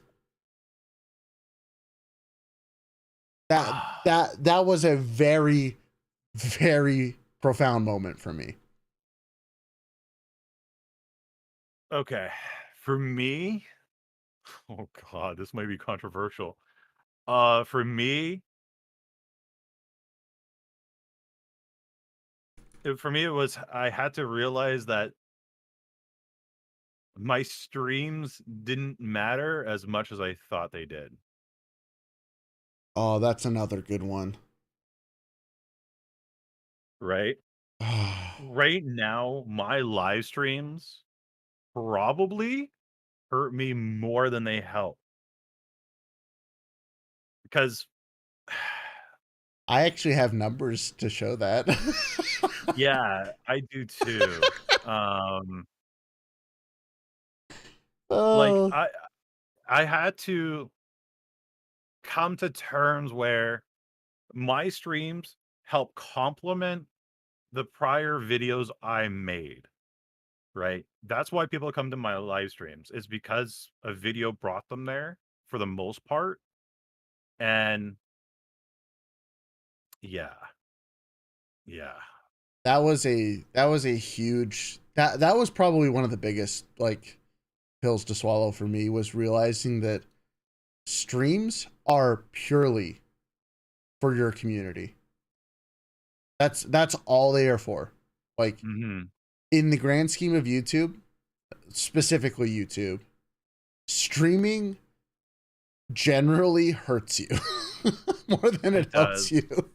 It Like really does. occasionally you can have a really awesome stream, and like I do think that you can use specific types of streams to help out your channel. Like for instance, I think like this off the rails discussion stream is a stream that people, when they find it later, can find value in. Yeah. So like it's not true that every stream is bad, but most streams actively hurt you. And this isn't just like me being facetious or, you know, us trying to be mean or anything like that. It's I actively lose subs when I stream. Yeah. I have actual Yeah. numbers to show this. It's and like somebody But just said, it's sort of the landscape of YouTube. It's really a video platform. Yes and yeah, no, right? There are people out here on YouTube that actively grow with streams. The My particular issue is I'm an educational channel. People usually come to my channel, get whatever information they need, and then they leave. There's no reason for them to come back once they get the info they want. So, I definitely think it hurts educational style channels the most. Because I and there's a big reason for that too, is a lot of it's affecting me less now than it used to, because I've shifted it into more of the education, like the edutainment style, I guess. mhm, Is so it's affecting me a lot less than it used to, and I love streaming to my community. So like I don't care anymore about like that number. But it hurts so bad when for when I was doing educational stuff, because there's so much extra time that goes into the educational side of things mhm, that you just can't replicate live. It's not really possible. There's so much time and research that goes into even something as simple as a tutorial video, right? yeah. Like you did the research, you made the video, and then when people ask you questions, like it you can't just immediately answer it, because I can't remember everything I've ever said about every educational video I've ever made. But that's like hundreds of hours of stuff I would have to have memorized. And There's it's literally videos I've forgotten that I've made. but yeah, it's hard, because I YouTube really is a video first platform. You can still Yeah. grow by streaming. Obviously, Niji Sanji is a great example of that. They're primarily streamers, but they're also in the category of they already have an audience, they are allowed to do that. Yeah. I They're the I, exception to the rule. I do think that once you hit a certain size, you can, like, it becomes easier to just let streaming take over as your primary form of content, because Mhm. again, you once you have enough people caring about you, they will spread your name to other people. But Absolutely. in the beginning, streaming just hurts you. It does. And It is a negative. it's a big pill to swallow. It's one that I've had. I did swallow it. That's why I switched to primarily videos. Mhm. And like I've been getting more into streaming now because honestly I can. And it's not like I've been putting in a real effort to make my own streams on a different level. But the problem is like when you're first starting off, you can't really do that. Your streams aren't going to be these super special things, and maybe over time you can build that up. But that's just it's a rough pill to swallow. And It's a big pill. yeah, it really sucks. I'm not gonna lie to you. It recognizing what does and doesn't work for you and your channel in the beginning is why like 90% of people quit after like a month or two. Oh yeah. Like if you guys look at all those VTubers that start, over 90% are gone within a month. That's And then crazy. another 8% are gone after a year. Exactly. Right. So Like, yeah, streaming is not always the best thing to start off with. There's obviously always exceptions to that rule, but even those ones that you think are exceptions, I promise you there's probably years worth of experience do you know on what? another channel I'm gonna pull out an figuring that out. example. This is an example the community's very familiar with because she's pretty new. Punkalopi. Okay, Punkalopi is yeah, my prime example here. Everyone's like, she just blew up out of nowhere because she was posting on YouTube.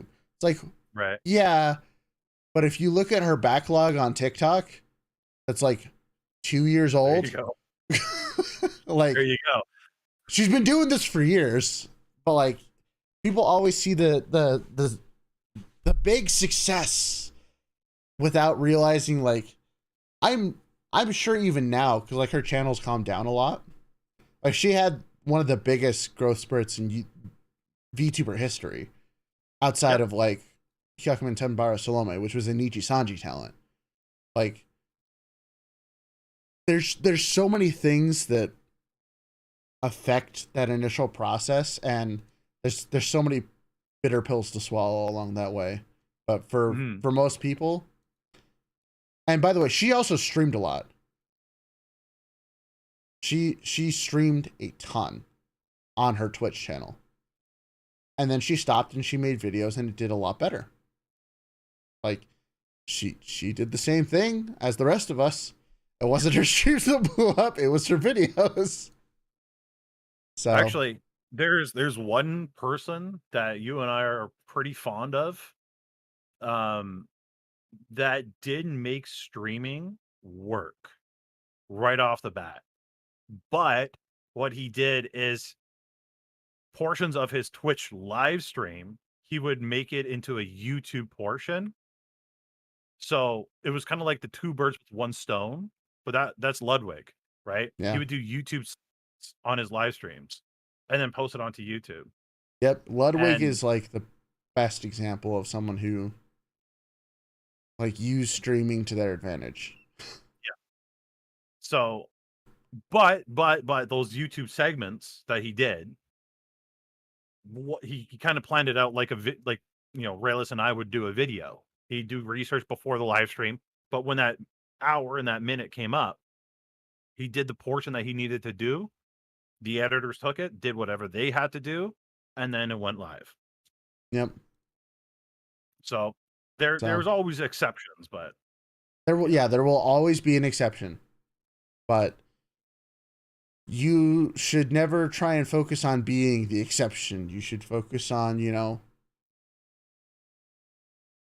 Well, actually, no, you can focus on being the exception by trying new things all the time, you know?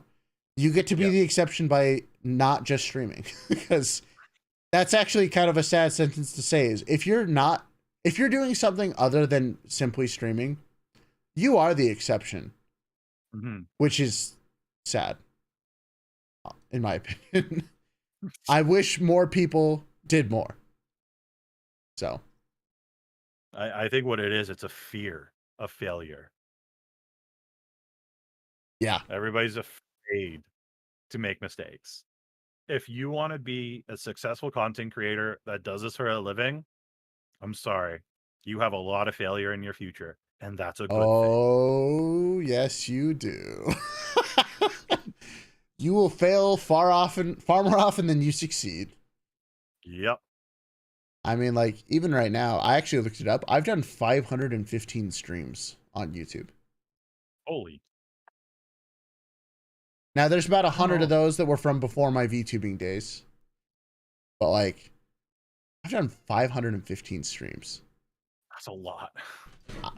I would only count, like, maybe out of all of them, like, 90 or so, like, actually good streams. And those are all from this year. Yep. Yep. Yep. 100% agree. It's like, yeah, My best streams were definitely this year. 100%. Oh, gosh. But yeah, there you go. That's another long answer to that question. Man, These are going to be long answers. I'm sorry. we get really long winded when it comes. It's because you guys may or may not know. Vtuber Simple, like we mentioned at the beginning of the stream, we've been friends for a long time. Whenever we talk about something, and I think we're gonna talk for like 15 minutes, like 4 hours go by. Yeah, pretty well. Yeah. Just hop on a call, quick 15 minutes. 1 a.m. rolls by. It's like, All oh right, crap, yeah. I got work in 7 hours. I gotta go to bed. And then 20 minutes after that, Yeah, finally go. and 20 minutes after that, we finally end the call.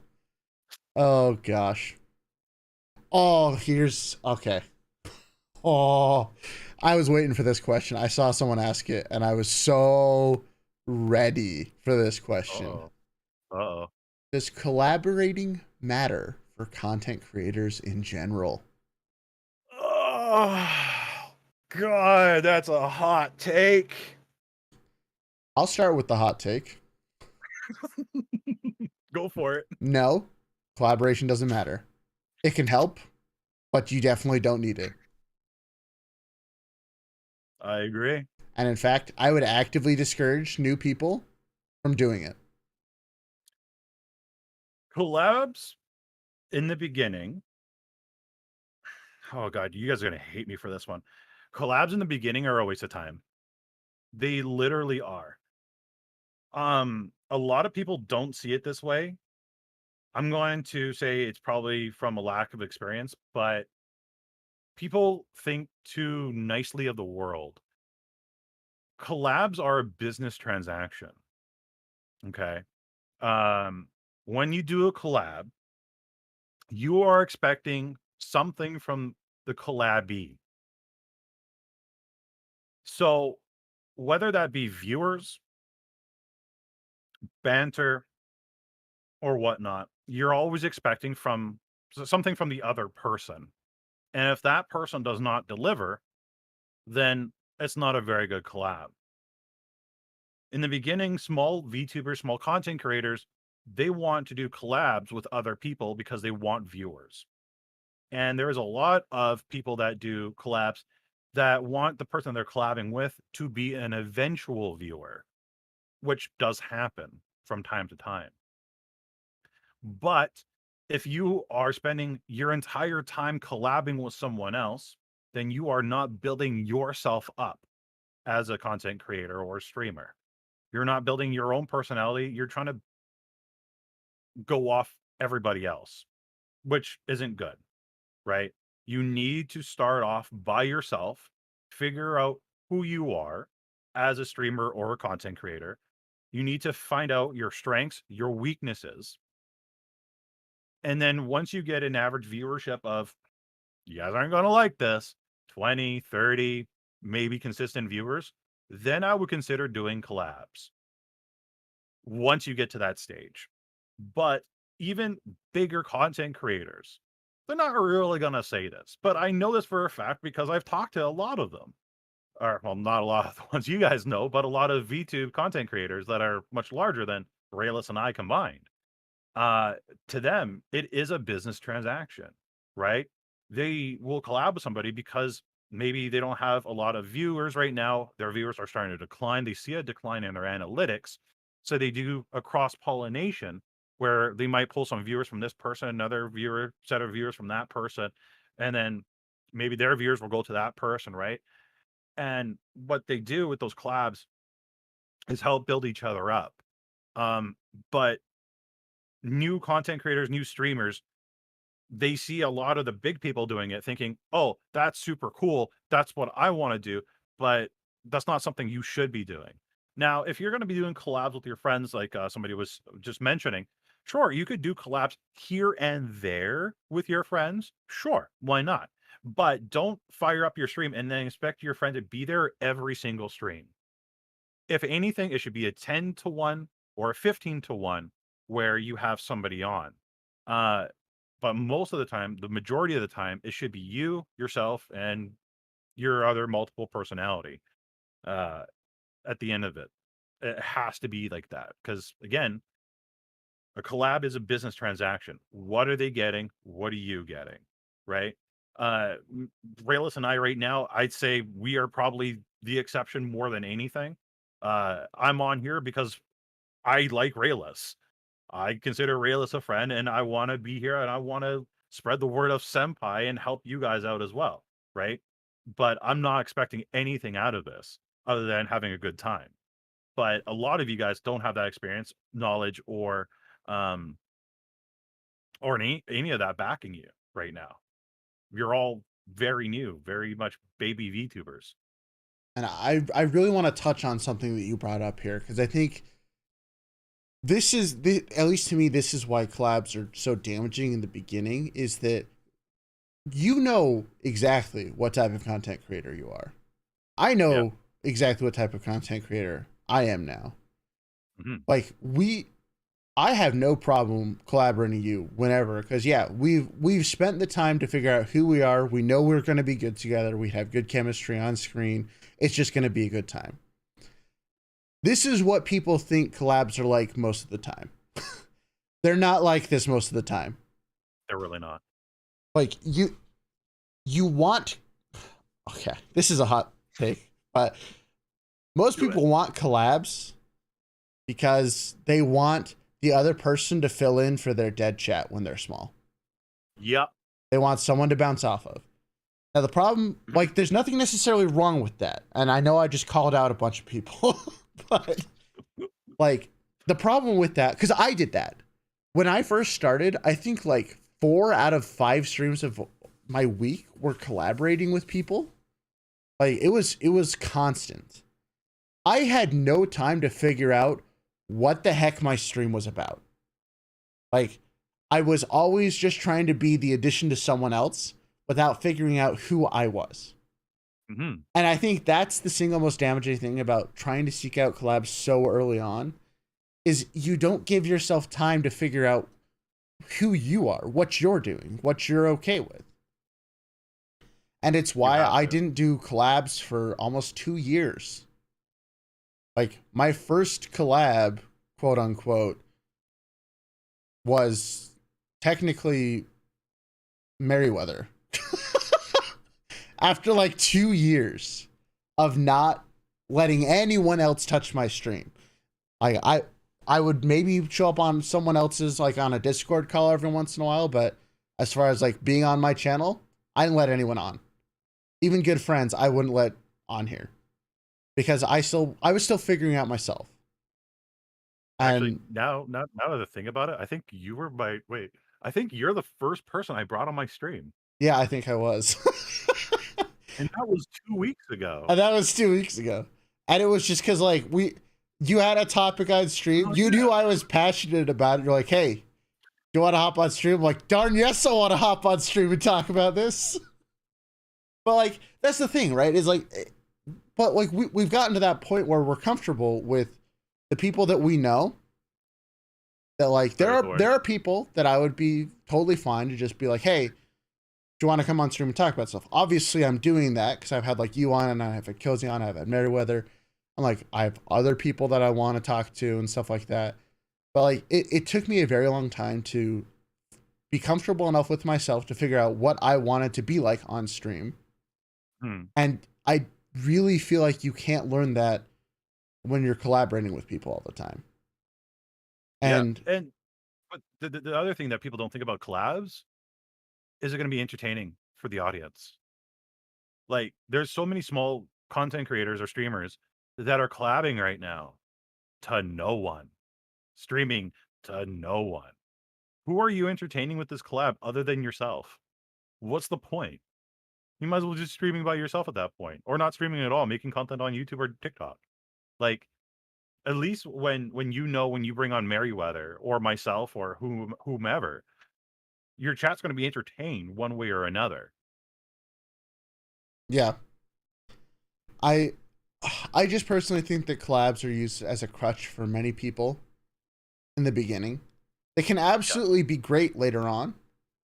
And like if you're doing it with your good friends, that's also fine. But I also feel like when you're small, you really can't afford to be focusing on anyone other than your own chat. Like, because I feel like when you reach a certain size, like we'll use a Niji Sanji streamer level, right? When they've got 1,000 viewers, right? You know they're not going to be able to pay attention to you. Like, they might see your message every once in a while, but they are not going to be able to pay attention to just you. Like right now, there's 40 of you guys in here. I know we're not really interacting with chat because, you know, we're hosting a talk show, but like most of the time, if there's 40 of you guys in here, I can talk with basically all of you. Yeah. It's just a different expectation at different levels. But during a collab, your attention is so split that it needs to be focused on the person you're collaborating with, or else like they feel left out, which can lead to them being less quote unquote entertaining or informational, whatever you want on your stream. And which, you know, in turn hurts your own stream. And like there's a lot of different things you have to think about when collabing and whether or not it's something you should actually be doing. Yeah. And well, and you should feel comfortable with that person too. You yeah, should have a relationship with that person. There are so many small VTubers right now on Twitter. Well, looking for somebody to collab with, looking for somebody like, why do you want a stranger on your collab? Would you let a stranger in your house? No. Why would you let a stranger on your stream? That's your house. Like, no, don't do it. I can actually point out my single biggest collab mistake I've ever made, which was I ran an Among Us game with like 7 out of the 10 people. I had barely talked to them. No. Oh my gosh, it was such Yes. it was bad. We can suffice to say it did not go well. I can imagine. But also, like, it wasn't fun for me, it wasn't fun for chat, and that's just, there's a lot of little pieces that you have to think about. And yes, Will, I know you bring friends on your stream all the time, but like, it's not saying that you can't do that. You just need to know who you are really before you start bringing people on. That's really what I'm trying to get at here. Is collabs can be a great, wonderful thing for you and your stream. They just need to be the right fit. And honestly, a lot of people just don't put in the time to learn about the person you want to collab with, to learn about their community, to learn what types of like stuff could happen. But collabs are just collabs are difficult because again, I'm finally in a position where if a good collab opportunity comes around, I will take it. Yeah. But I also know that I will just straight up not collab with many people that I don't, well, honestly, I'll collab with no one I don't know at this point. But like, it's just, it's a learning process to figure out how collabs can help you. But in the grand scheme of things, they matter very little, in my opinion. They really don't matter. It's you learning your content, how you can make it. That's what's important in the end. So Again, imagine bringing somebody onto your collab stream, your audience liking them more, and now you lost your viewership. I've seen that happen on Twitch, right? And that happens because you don't know yourself. Maybe the person you're bringing on yeah. collabing is more talkative to the chat or vibes with them more, right? You need to know yourself first. You need to know your strengths, your weaknesses, and you got to build that relationship with your chat where they are coming for you. And I've seen Twitch streams die because they brought on somebody that is a way better streamer than them, and the audience went. So Sucks. so North asks, would that matter that much? And yeah, that's why Yeah. you need to know who you are. Because like if you're collaborating with someone and your chat loves you, they see it as an exciting, like, oh, who's this new person that's gonna be on stream today? Like, Yeah. this is gonna be a fun thing to see the interactions. But if they don't really know who you are first, it's like, okay, well, why don't we just go watch the guy who obviously knows what they're doing? Yeah, exactly. There's no emotional connection to you yet. Yeah. So it's build up your community to be about you, and then, reach out to people, and like, you can still have your friends on. Just, I would always recommend making sure that you have a community based around you, that people like you for you. And then Yeah. you can work with other people, because then it's an exciting new thing instead of a harsh reality check that your streamer isn't that great. Oh, maybe that's a little bit too spicy of a take right there, but it's true. It's true though. Because Right? that's how I felt. Is once I stopped collaborating with people, I started to figure out who I was, and I realized that the people I was collaborating with, they're great people. Nothing against them, but like, I couldn't have figured out what I was about if I collabing. So Yeah. there you go. Absolutely. I was excited for that question. Because I feel like that's one that I know it's one that I've seen you get time and time again, and I'm pretty sure you have multiple videos about it at this point. Yeah, maybe I don't But sadly I don't remember all my videos. But yeah, uh, no, that's definitely one I get passionate about. yeah. Here's another one I know you get passionate about. Is it Oh. actually bad for beginner VTubers to make gaming content? In my personal opinion, yes. Because the people that are doing gaming content in the beginning is trying to be like everybody else, right? I'm mostly speaking to VTubers that are Twitch streamers, right? When you are a Twitch streamer, wait, am I lagging or is the stream lagging? It's me. Give it a second. Robot noises. Robot No. noises. My internet's been doing this weird thing recently where occasionally it dies on me, but only while streaming. Because Weird. you can still hear me. Yeah. Yeah.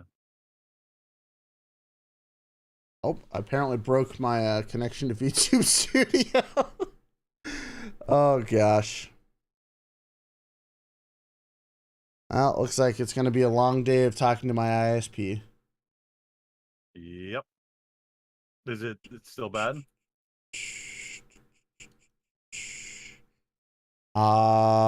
Maybe.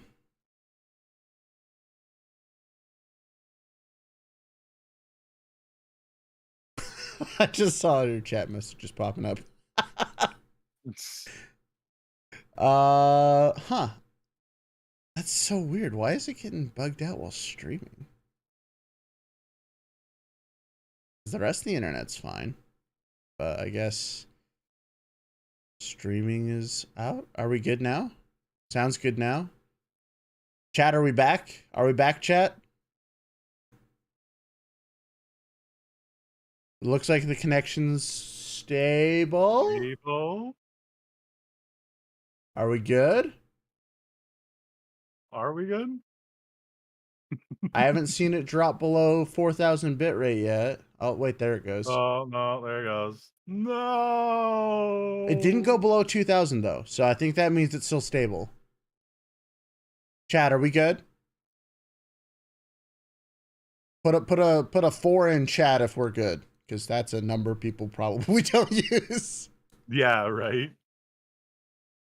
Can I get some 4s in chat, please? I just have to reopen the dashboard because it closed on me.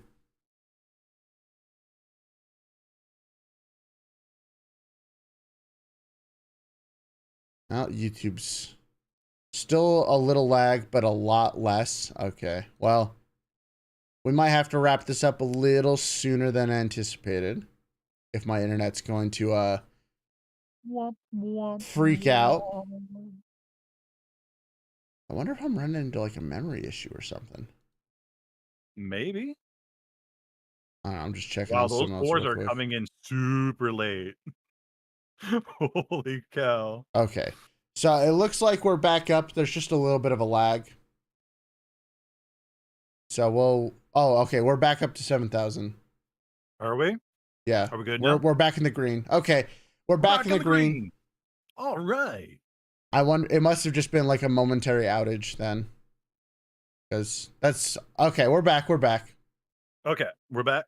Yeah, we're back. We're good. We're good. Everyone in Awesome. chat should probably refresh their page so that they're caught up, and we'll just Yes. label that section of the stream as scuff. But we're back in business. Welcome everyone. Welcome back, chat. Now the real question: did everyone leave while we were gone? No, they didn't. Wow. No.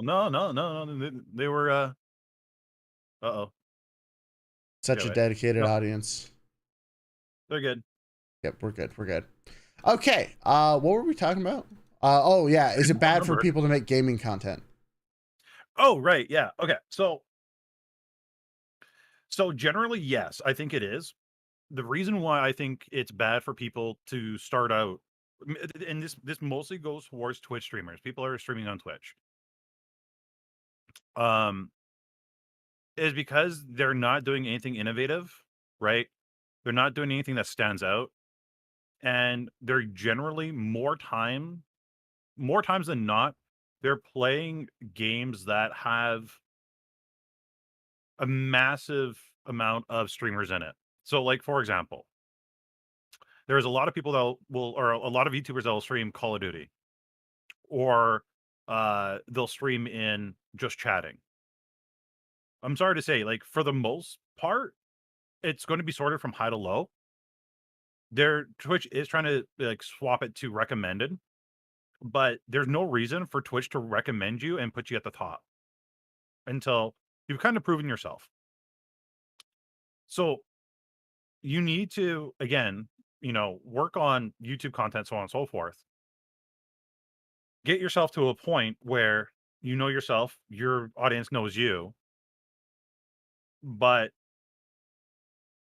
you I'm trying to articulate this away. My brain's kind of lagging right now. The internet bug has come to me. But the main problem is there isn't a lot of content creators that are innovating to do things that are different than everybody else right now. So do something that makes you stand out first. I think Then swap into maybe gaming later on down the road. I think Harris Heller had a great quote about this, which I know I've heard you say it before, but it's make content for gamers. Yes. Yeah. Not just be a gamer, but make content for gamers. Yeah. And that's what the big problem is people make content for themselves. Right? If a lot of you went into your VOD and watched it, how long would you actually stay in your own VOD? I'm willing to bet the vast majority of you wouldn't stay in your VOD for more than maybe a couple of minutes because you would find yourself boring, right? Yeah. So you really, really need to do whatever you can to, well, be making content for people that want to see gaming.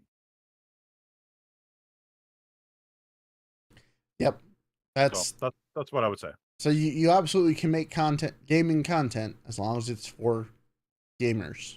Just Yeah. don't just stream yourself playing Call of Duty. Yeah. You know. I'm like, there is 1,000 other streamers streaming in Call of Duty. Why am I going to watch you over those 1,000? And you have just as much experience as I do in this matter Mhm. with because you used to be a, what was it, Escape from Tarkov streamer? Yeah, I started off in Escape from Tarkov, and then I went to Rainbow Six Siege. Yeah. So again, this advice is coming from people who have done this. You know, Yeah, we've made the mistakes. and the only reason I was somewhat successful in Rainbow Six Siege is because I was doing something that nobody in Rainbow Six Siege was doing. Believe it or not, it was talking to my audience, right? Anybody and everybody that plays Rainbow Six Siege, they're always focused on the game. I And I almost told every spit out single my water person, when you said that. but it's true though. Like when you go watch anybody play Rainbow Six Siege, they're in a competitive match or they're in a random casual match, and they're 100% focused on the game. Anybody and everybody that joined my streams, I told them right away, 90% of my focus is on you, the chat. 10% is on the game. I prioritize you guys over the game every day of the week. The game is kind of like background music or background video, right? It doesn't matter to me. Will I make some sick plays? Will I concentrate a little bit harder here and there? Absolutely. But at the end of the day, I'm focused on you. And literally, I wish I was lying. Literally, at that time, no one was doing that but me. And I That grew from 2 average viewers, 3 average viewers to 18 in several months. that's so depressing to hear that because like that's something that I don't know, I take for granted. That's been my mentality from day one, right? Is like chat interaction. But Yeah. it's so depressing to hear that you grew from Just something talking that to chat. like, guys, honestly though, that's like how easy it can be to just stand out just a little bit.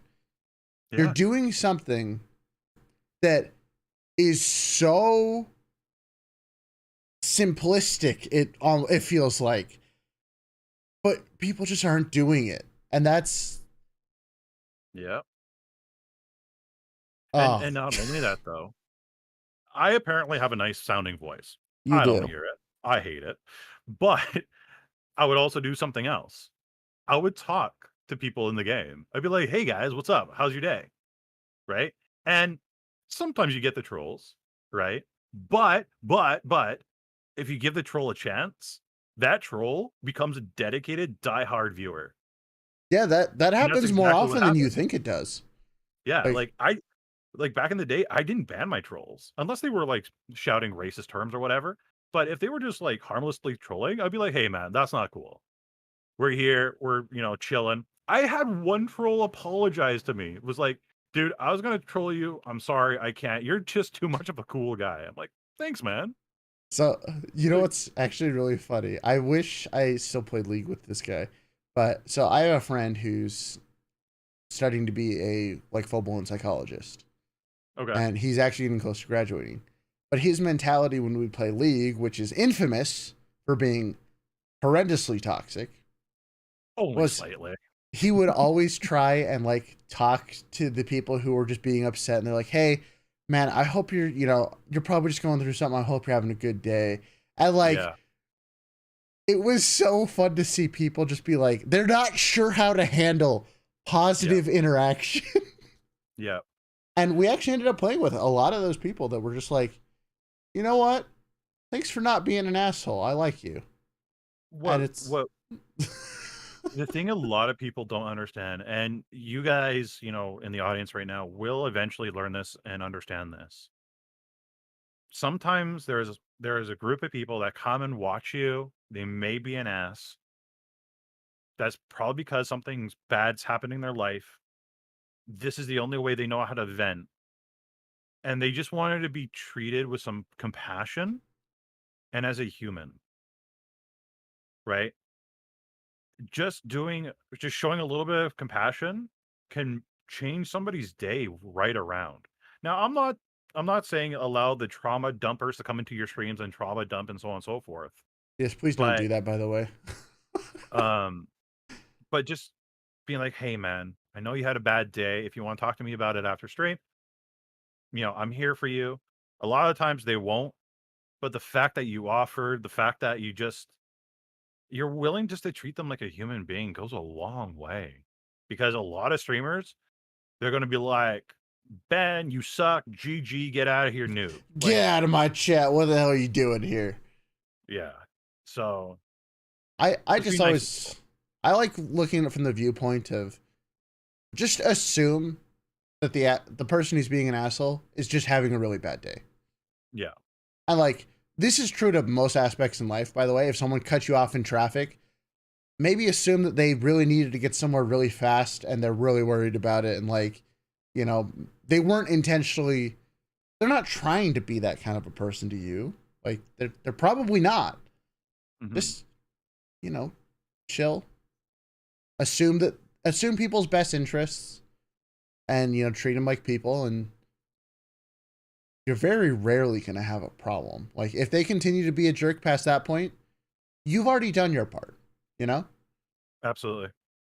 And the worst thing that you can do is be toxic back to someone who's being toxic to you because you could have been better. Yeah, always strive to be better than the other person. You'll come out on top most of the time. Yeah, for sure, for sure.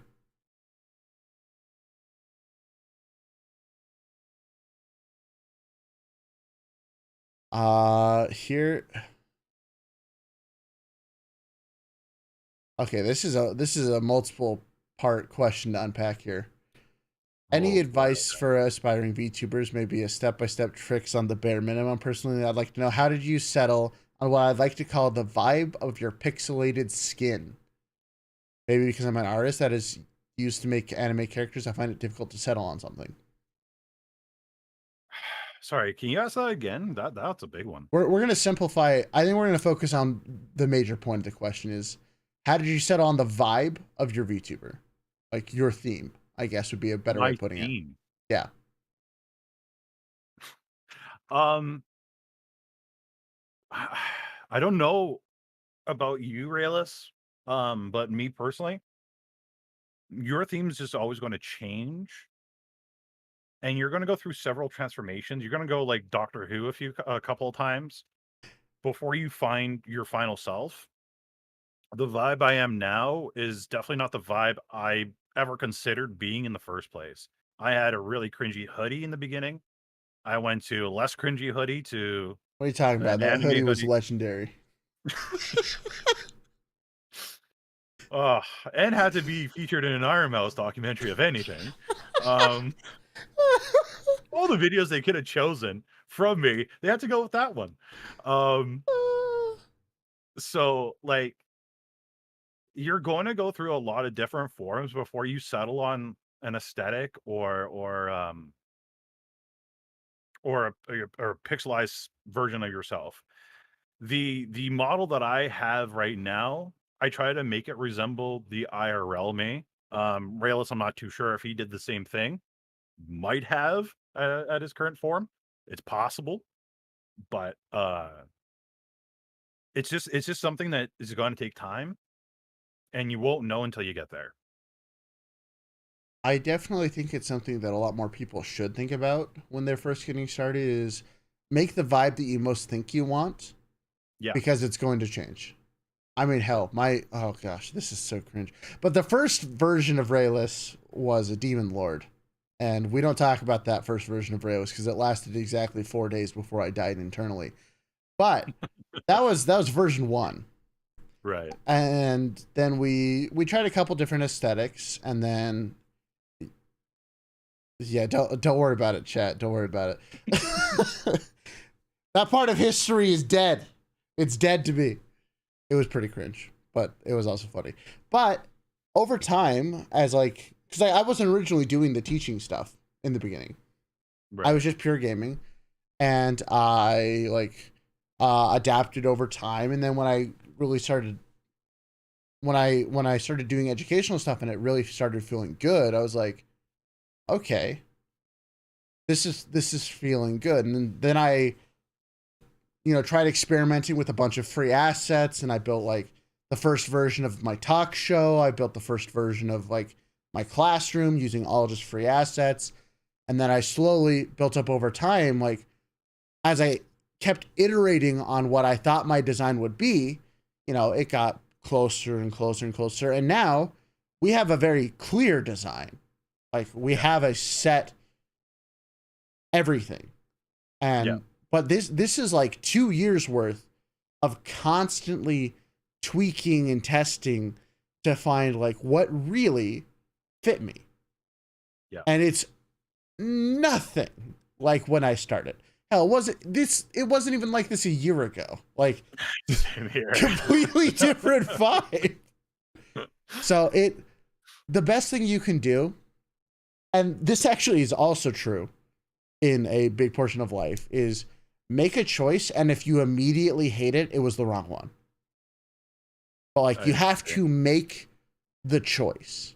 You have to sit down. Okay, I'm trying this style, and then like as soon as you finish, you're like, wow, I need to change this, this, and this.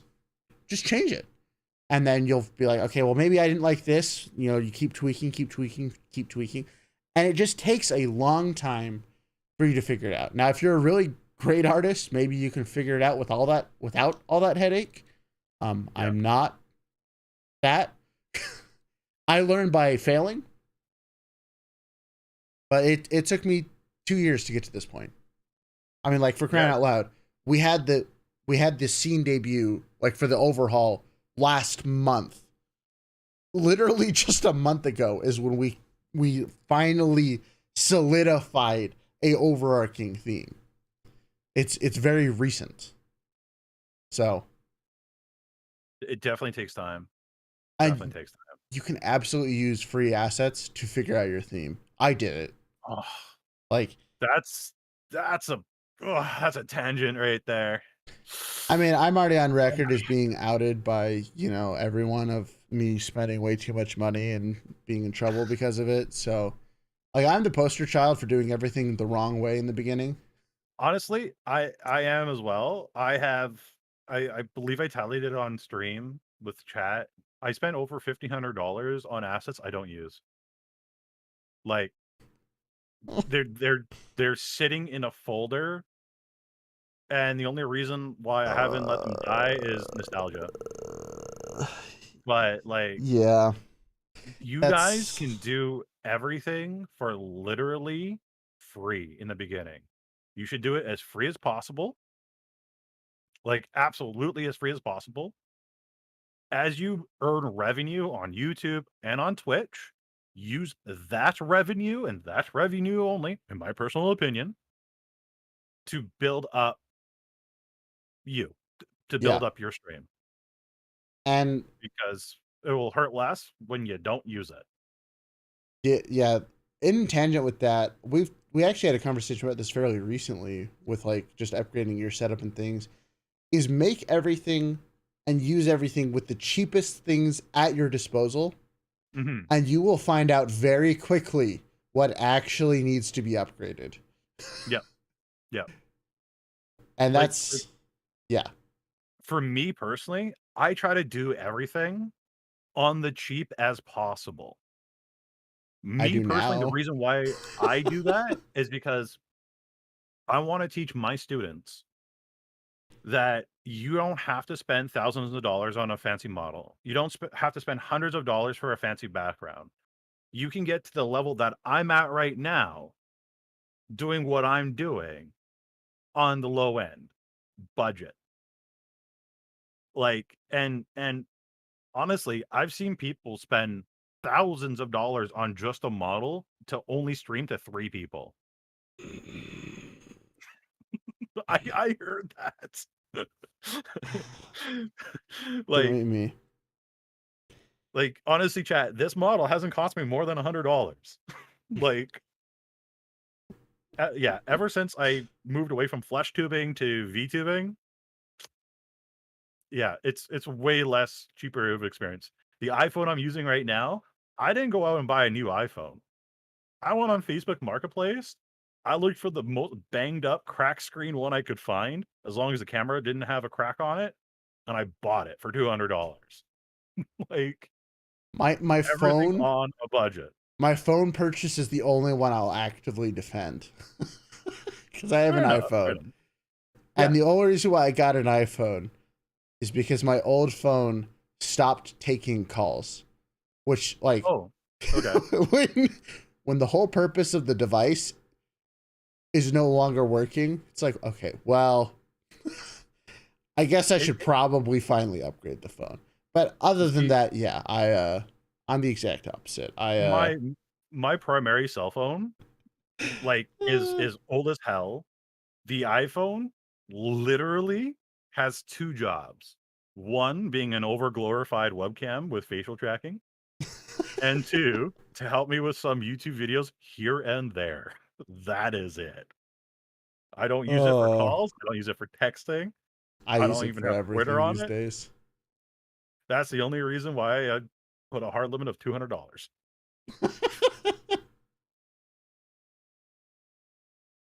Oh gosh. But yeah, that's just build up your brand over time. No one's gonna get it right on the first try. And Yeah. that's also why you see a lot of VTubers rebrand all the time, by the way. Is Mhm. because, but to their credit, they shot their shot, and they Yeah, found out, like, okay, this doesn't quite work for them, and so they branded into something that does. And yeah, there's absolutely nothing wrong with doing that. yeah. Okay. I think Thorn Scale's rebranded like 4 times now. I have a friend who's rebranded 7 times. Jesus. To the point where I'm like, do you actually want to do content creation? Like I said, like I just said, rebranding is fine, but if you're rebranding so often because you can't nail anything down, maybe just take a little bit of time away Yeah. from content creation and think about what you want to do. Thorn Scale, I'm also counting your models, by the way, not just your name. Oh, next question's great. Okay.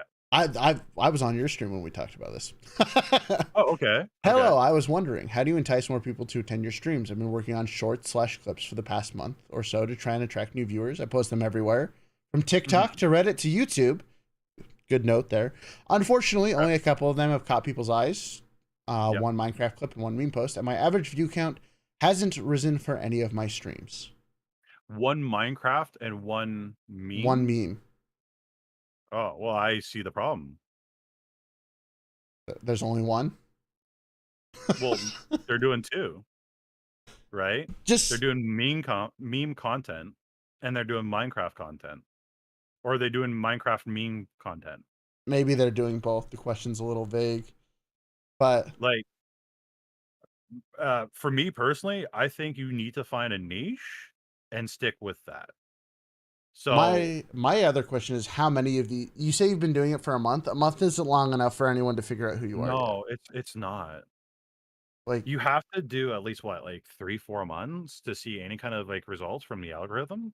my the general piece of information of advice I think I would go with now is, if you haven't done at least 50 pieces of content, Mhm. don't expect anything.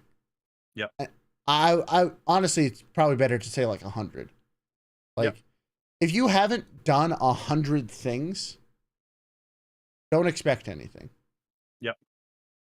And even from the things you've done, I kind of live by the 1% rule with my own content. Is like 1% of the people who actually watch my stuff actually care about it.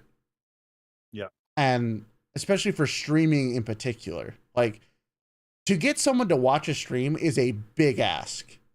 Yeah. That is not something a normal person usually has time for, especially if they're on YouTube. Especially if you're trying to pull them off one platform to another. Yeah. So, like, if you get 1% of the people from those videos to your stream, that's a good job. Yeah. And if you haven't made tons and tons of content with tons and tons of views, you're not going to get a huge boost. Like, I'll just use myself in an example here. At the beginning of this year, around 270,000 people had seen my stuff in total. Like, that was my total aggregate views across everything. And I averaged maybe like 10 to 15 viewers at the beginning of the year. Now, over 9 million people have seen my stuff, and we're at like 30 to 50 on a good day. Yeah. Like, the trickle down to a stream is incredibly tiny. You can have a video with 1 million views, like, that just goes absolutely viral, and maybe you'll get like 10, 20 people that'll show up in stream because of that video. Yep. Like, it is a incredibly tiny trickle down. You have to put so much content out there, because to get people to actually watch your stream is it's the single hardest thing to do in content creation, is to get someone to watch a stream. Because most of the time, streams are just not as interesting as a short or a video. No, they're definitely not.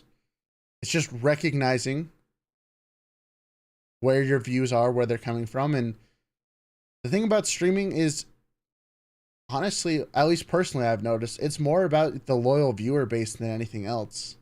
Mm-hmm. Like, I've gotten more people to my streams from people inviting their friends, probably, than people coming from like TikTok. You know? Yeah, that's definitely a possibility. Just, yeah, I'll agree with you. At least 50 videos, right? Because you need to learn about pacing. You need to know what viewers will actually watch and not watch. So yeah, instead of me saying time like 3 months, I would say, like, really post 3 videos a day, find a niche, hamper down on that particular niche. Don't be making Minecraft content one day and then you just posting like meme videos from YouTube. Like, yeah. make it one style of video. So like how Raelz did with the lore videos, do something, well, not something like that, but like he went into it with a focus on a particular topic. You got to kind of do the same thing. If you're all over the place, one day you're doing gardening, the next day you're doing VTubing, the next day you're doing underwater basket weaving, your audience won't know what is going to happen next. Why are they going to follow? Right? You can always expand later once you have a following. Yeah. But in the beginning, you got a niche. Because you have to. Yeah.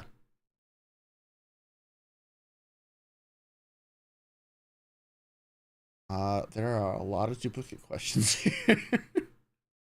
Oh, here's a good one. Okay. What is something you thought for sure you would be doing, but never did? Thought for sure I would be doing, but never did? Yeah. Streaming on Twitch. Well, no, wait, no, I did do that. Never did. For In me, terms of content creation, yeah. yeah, I think I would have to say something that I genuinely envisioned, or actually something I genuinely envisioned me never doing, was any sort of React content, and yet I've done it. You know what? There is one thing that I did envision in the very beginning of the channel but never did was VR content. If you guys go to my really old videos, you'll see that my pop-up said your VTubing and VR educational channel. I never did the VR. I Do you I want, got rid of my VR headset. do Sorry, you do want I to know what a secret? what? When I first got VR, I was Yeah, so certain my channel was going to be all about VR. I was yeah, so certain. yeah. I even changed my Twitch name to Raelz VR. I did it for like a month and then Yeah. never again. Yeah, like, for me, I was using my VR headset for Elite Dangerous. Um, I tried to get into VR chat, and I did for a little bit, but I just didn't vibe with that group of people very well. And I'm like, well, Fia's got this covered, so yeah, all right, we're not gonna really worry about it too much. But I also thought like more VTubing would be tied into VR chat than it is currently. That might change in the future, but yeah, it's yeah, that's what it is. VR. Yeah. I definitely had that same thought process, and then I realized I don't actually want to be in VR. Like, or at least I didn't want to focus on it. That's the revelation I had, at least. Yeah, I definitely don't want to be in the VR community myself.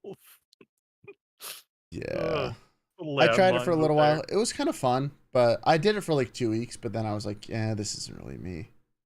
Yeah. But okay, we're gonna do a couple more questions, and we'll round it out at about the 3 hour mark. Okay. Uh, and this one's kind of a spicy one because I don't think there's a right answer to this question. Okay. Uh, and it starts with, you can choose to skip this question, but I want Oh, to know your opinion. Jesus. Oh, How do you no. handle relationships with other VTubers? Like when things get weird and you're not sure what to do when it comes to other VTubers that want to get close to you. Okay, I thought it was gonna be about dating. No, Oh, I God.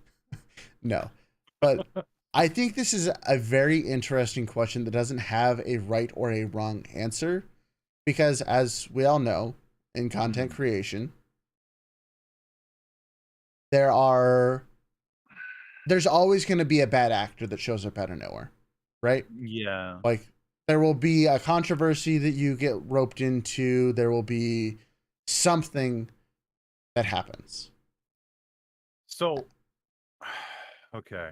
From what I've seen from the VR community, it's one thing that I don't like seeing at all is how they go ham on each other and put each other down publicly, so on and so forth.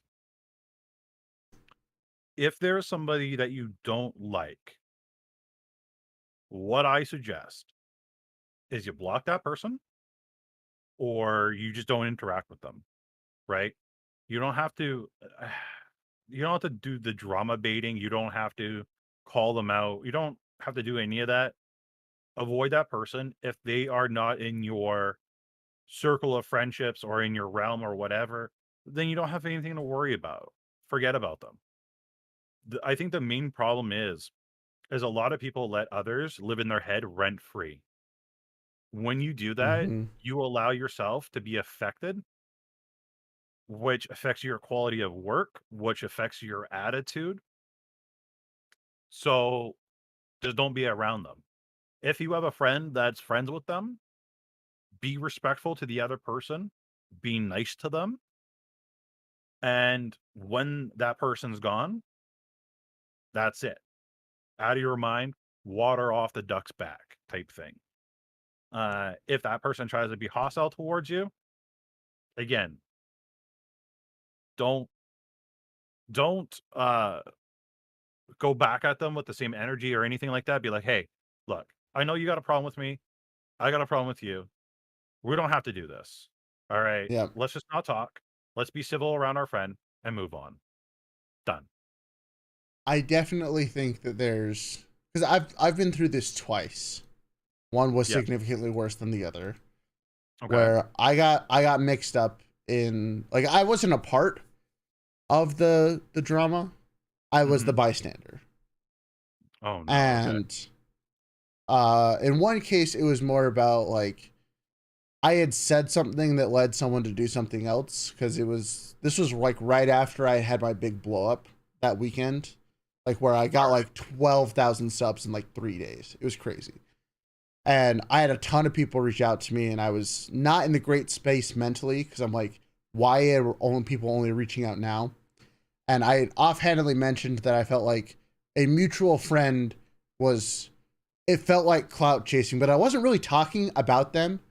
It was just like the experience of having so many people that I never talked to all of a sudden want to interact with me made me a little paranoid. I'll be honest, it made me a little paranoid. Rightfully But so. so that caused a problem between some mutual friends.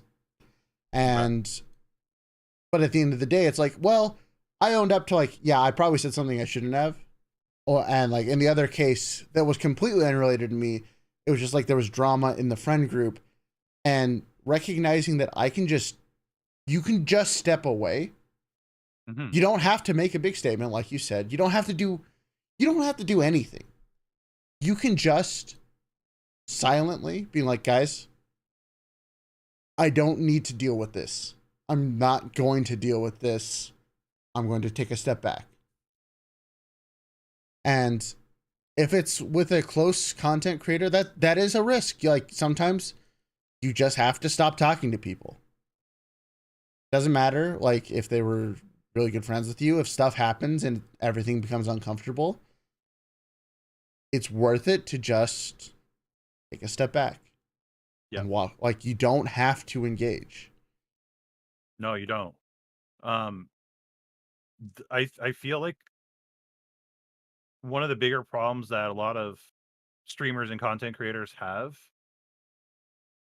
especially people on Twitter, more than anything that I've noticed, is nobody's willing to admit when they're wrong, right? Nobody's willing to admit, "Hey, I messed up." You have Yeah, to be willing to do that, right?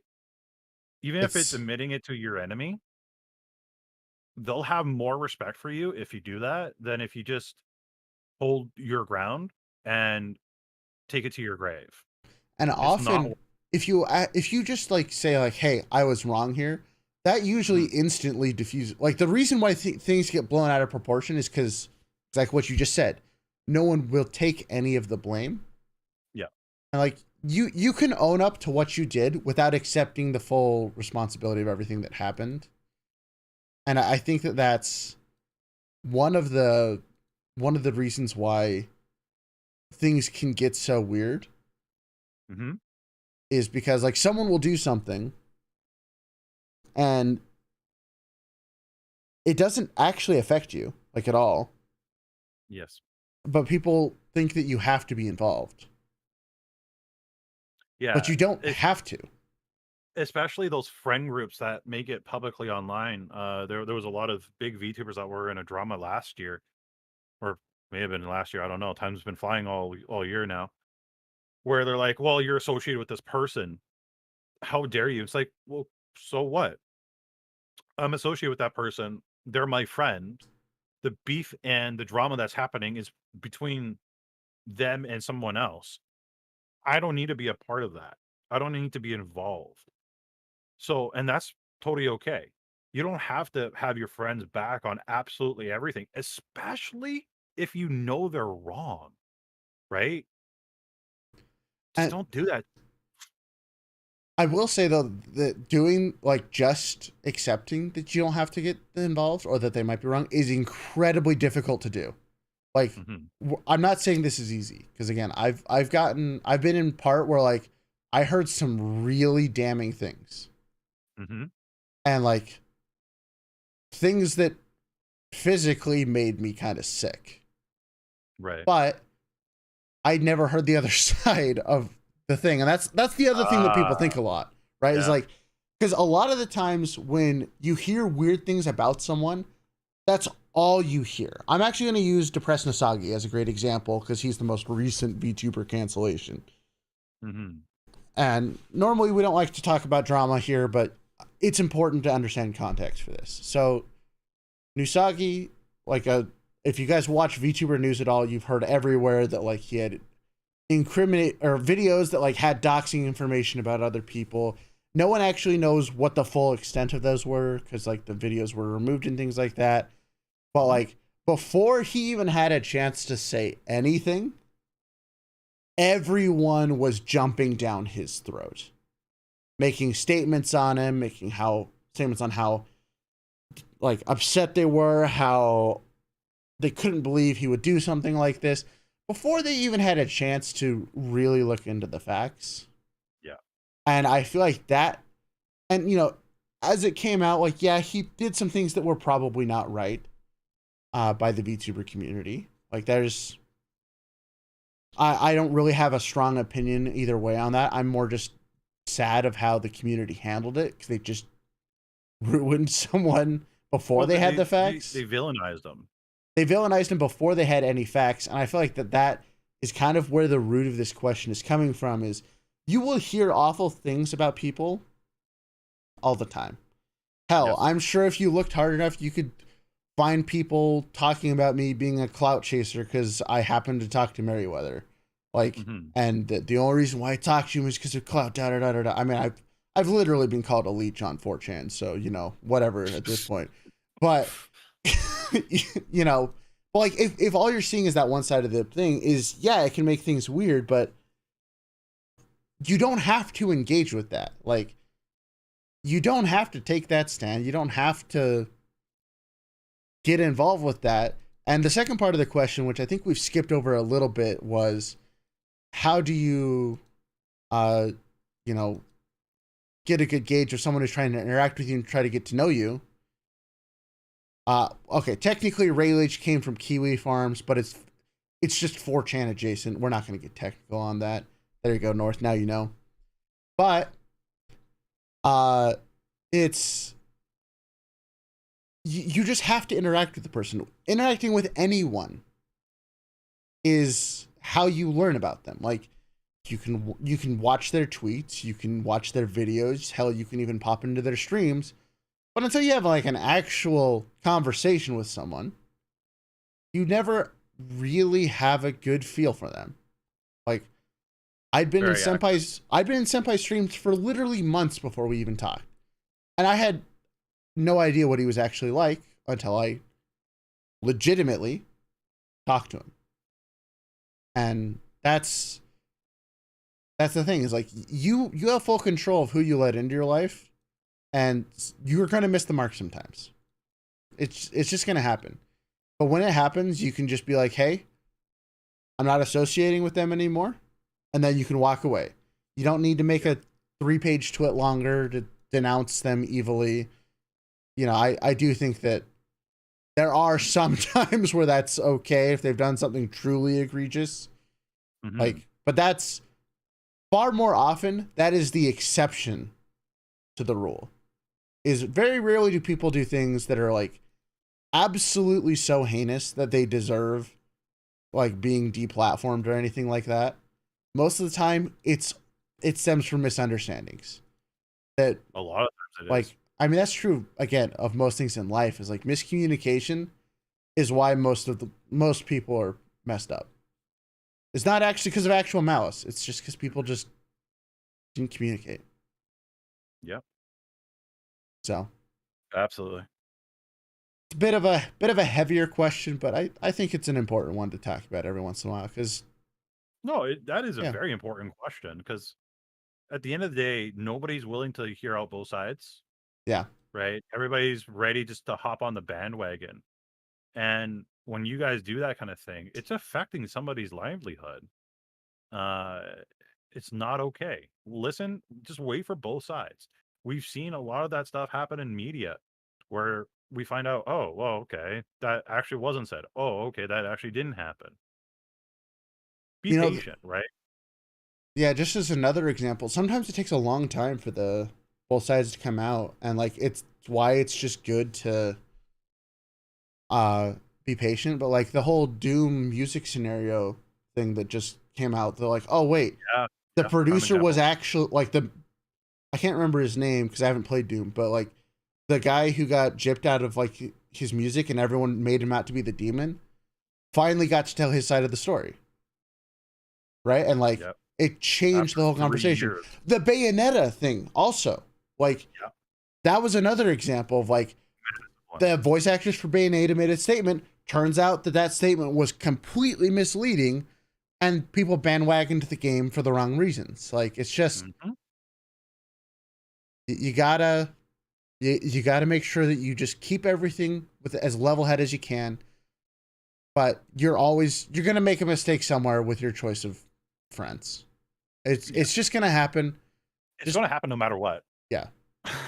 And the It's other gonna thing happen to is Raelice, it's gonna happen to me people also eventually. change, right? Like people that you used to talk to and that have been on your streams before, maybe they've become terrible people because people change, right? Like Mhm. they could have been the best person in the world when you met them, and you know life did something, and now they're not like they're not someone you want to associate with. It just all comes down to communication. If you can talk Sure. about it, you can come to a resolution. And again, sometimes the resolution is you have to walk away. But Exactly. that's all it needs to be. Because honestly, guys, as someone who used to be knee deep in drama all the time, like I used to love living in the drama sphere. I followed all the like big drama channels. I lived for it. And then like I finally kind of had a wake up call of like what it was turning me into. Just walking away from so many problems that aren't actually problems makes you just so much happier in life. Well, Like, it's like that term, you are what you eat, yeah, right? for sure. You are what you consume. So if you consume nothing but drama, no, guess how you're gonna start leaning. Yep. Oh gosh. Good question though. It is a really good question. It's an important question. And it's one that I wish people talked about a little bit more. Because it really is that important. And I It's think not spicy enough. we're gonna end with one that's not nearly as spicy. Okay. All right. What keeps you motivated to keep producing content? And do you have any video that you made that is successful, but you hate it? Okay, so what keeps me going, what keeps me motivated? Let's start with that one. To be honest, there's been a lot of times where I haven't felt motivated, but for the people that don't know this, I I am an educator, and fairly recently there is somebody that used to tune into my streams all the time, got help, so on and so forth, got a point of view from a VTuber, and then got into a very large VTubing agency. Uh, and that was like a huge crowning achievement, like my content, what I make was so good and so on point that it helped them get into an agency. Uh, I've also assisted other people getting in, becoming Twitch partners and helping them blow up their brand and so on and so forth. So that's what definitely keeps me going is the fact that there's a lot of people getting success with what I bring to the table. Uh, I'm very thankful for that. And seeing you guys progress, seeing my audience progress, it makes me feel good, right? That's why I do it. Now, a piece of content that I absolutely hate that blew up. Uh, wow. Let me look. It's kind of I like don't think. which one? Yeah, it's. I want to say anything I put like little to no effort into, to be honest, because like I feel like I've just didn't need to really overthink so many things, and they would have just came out a lot better. I can't think of one right now. I really, maybe maybe anime. Oh, I was gonna say my animes video, but No. I think that's just kind of a testament to you as a creator. Because like if you're just throwing stuff at the wall to see what sticks, your passion isn't really in it, I guess, is kind of how I feel. Is it if Yeah. you're just trying things to try things, you're never gonna make it. Yeah. Yeah. And Yeah. at least personally, there are things that I wish did better, but there's only one video I think I've ever made that I've actively regretted Okay. because it was made with bad information at the time. It's now since been removed and replaced with a better version of the video. But Okay. like even then, I didn't regret making it. I regret that I made it with them because it was all. It's funnily enough, is actually about collaborations in the beginning. This is back from like when I was really first going ham on YouTube again, and I had a very different mindset than I do now. Hmm. And so I just think that the information from that video was outdated enough that I needed to remove it from the internet and make a new one. But Yeah. like outside of that, I I can't think of a video that I've like I've hated that I've made. I've hated the process sometimes because editing's a nightmare. It is. It But, really is. like I can't think of a single video that I actively hate. Yeah. I can't either. I really can't. Like, because at the end of the day, again, like you were saying, it's a learning process. You learn something from it. Even like if I had a video that was a complete flop, which I have more than several, I learned something Yeah. about it. Either that person or the audience doesn't like the topic. Maybe the audience isn't ready for that topic. Maybe the community is not ready for the topic. Maybe uh, I learned a new editing style, maybe a new transition, maybe I learned a new trick or a new setting on DaVinci or on Vegas or like every single video I've made, I've learned something from to help me in future content or for me to pass on that knowledge to my students or other people in the VTubing community. So yeah, there wasn't really ever a waste. I think the best way to describe our feelings about this question is to replace the word hate with disappointed, maybe. Because I've definitely been disappointed with how content has been Yeah, performed, yeah, but yeah. Definitely. I've never disliked what I've made. I don't think. Yeah, yeah. I have videos that I'm disappointed in that didn't do as well as I personally think they should have. Yeah, But it's you know so many different factors to why a video didn't go as well as it should or didn't get ranked as well as it should. But yeah, yeah. yeah. My reason for keeping to produce content is continually shifted. I know Hmm. I've always wanted to do this as like I want to do this as my job. I Right. like making content. I like doing this. Just I love it. But also like for me, my most recent shift was I want to focus on building something.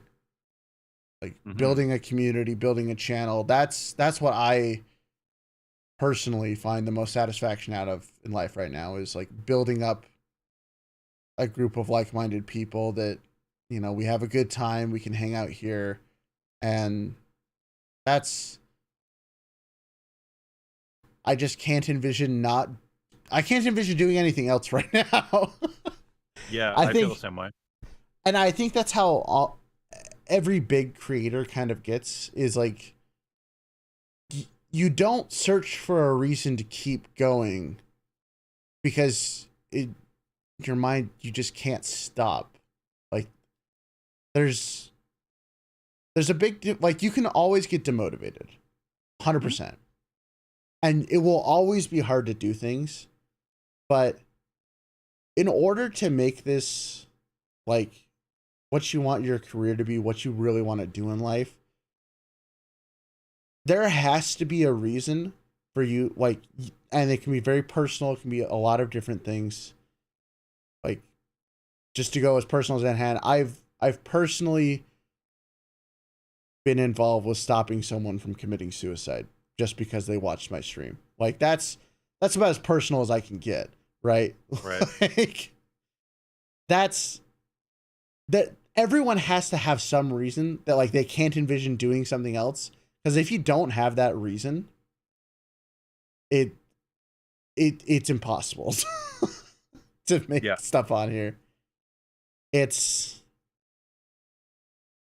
like you have to have a reason that is so ironclad that you just the great artists, the great content creators, the great everything, they never struggle with the problem of, can I do this? Like, should I do this? It's, I have to do this, and I'm going to do whatever it takes to make it happen. They have a story, they have a picture, they have an image, they have something they have to get out into the world. And it's not even a question. It's not a question of if, it's a question of when. Mm-hmm. That's how you feel. And I think that's, that took us a while to well, not a while, but it took us a little bit to figure that out for ourselves as well, right? Yeah. And I think that is a flip of a switch, because once you realize that, then the other Legos drop into place, and then you start building your structure of what you Exactly. want.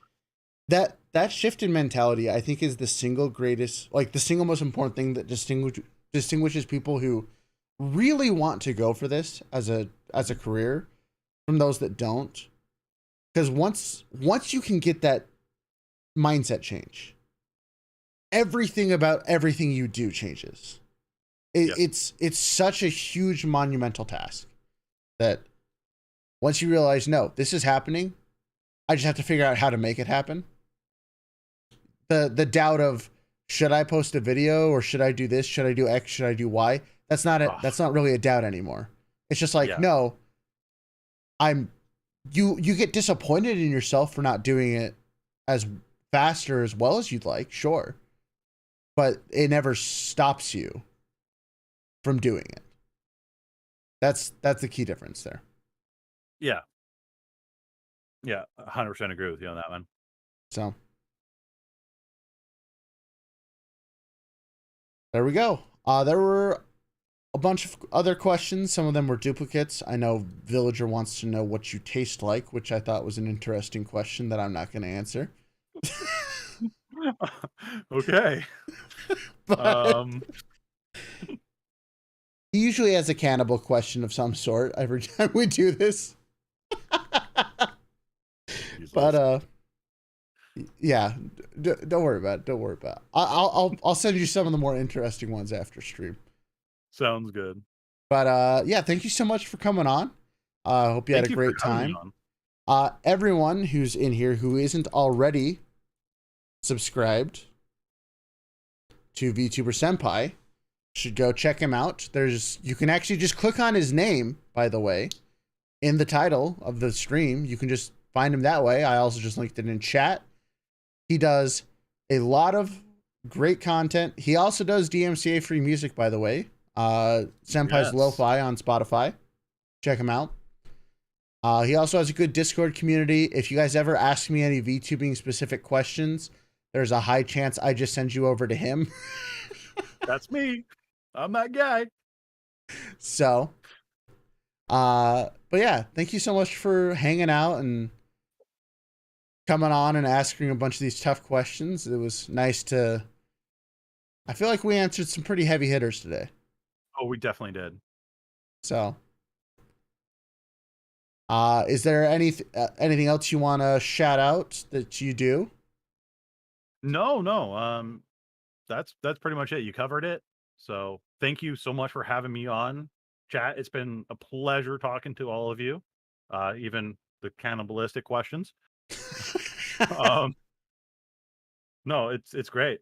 Thank you. Alrighty, and then in that case, our usual favorite raid target, because she's always online when I am, is Starlight Akari, who's doing wonderful art about VTubers. I'm going to send you guys all over there. So, you guys go send her some love. Tell her Senpai and the cat say hi. And And I mean, you guys know Starlight by now. I've rated her at least like 10 times. So you guys, if the redirect system actually works. Oh, actually, I don't know if it's going to work today. I tried getting it to work to raid you yesterday. It didn't work. No, it did. I saw the message. It worked. Oh, did it? Yeah, your little message popped up. Oh, weird. Okay. So, all right. So, yeah. To everyone here, have a good morning, afternoon, or evening. But for now, class is dismissed. Go give Akari our love. I'll see you all later. Bye. Goodbye, everybody.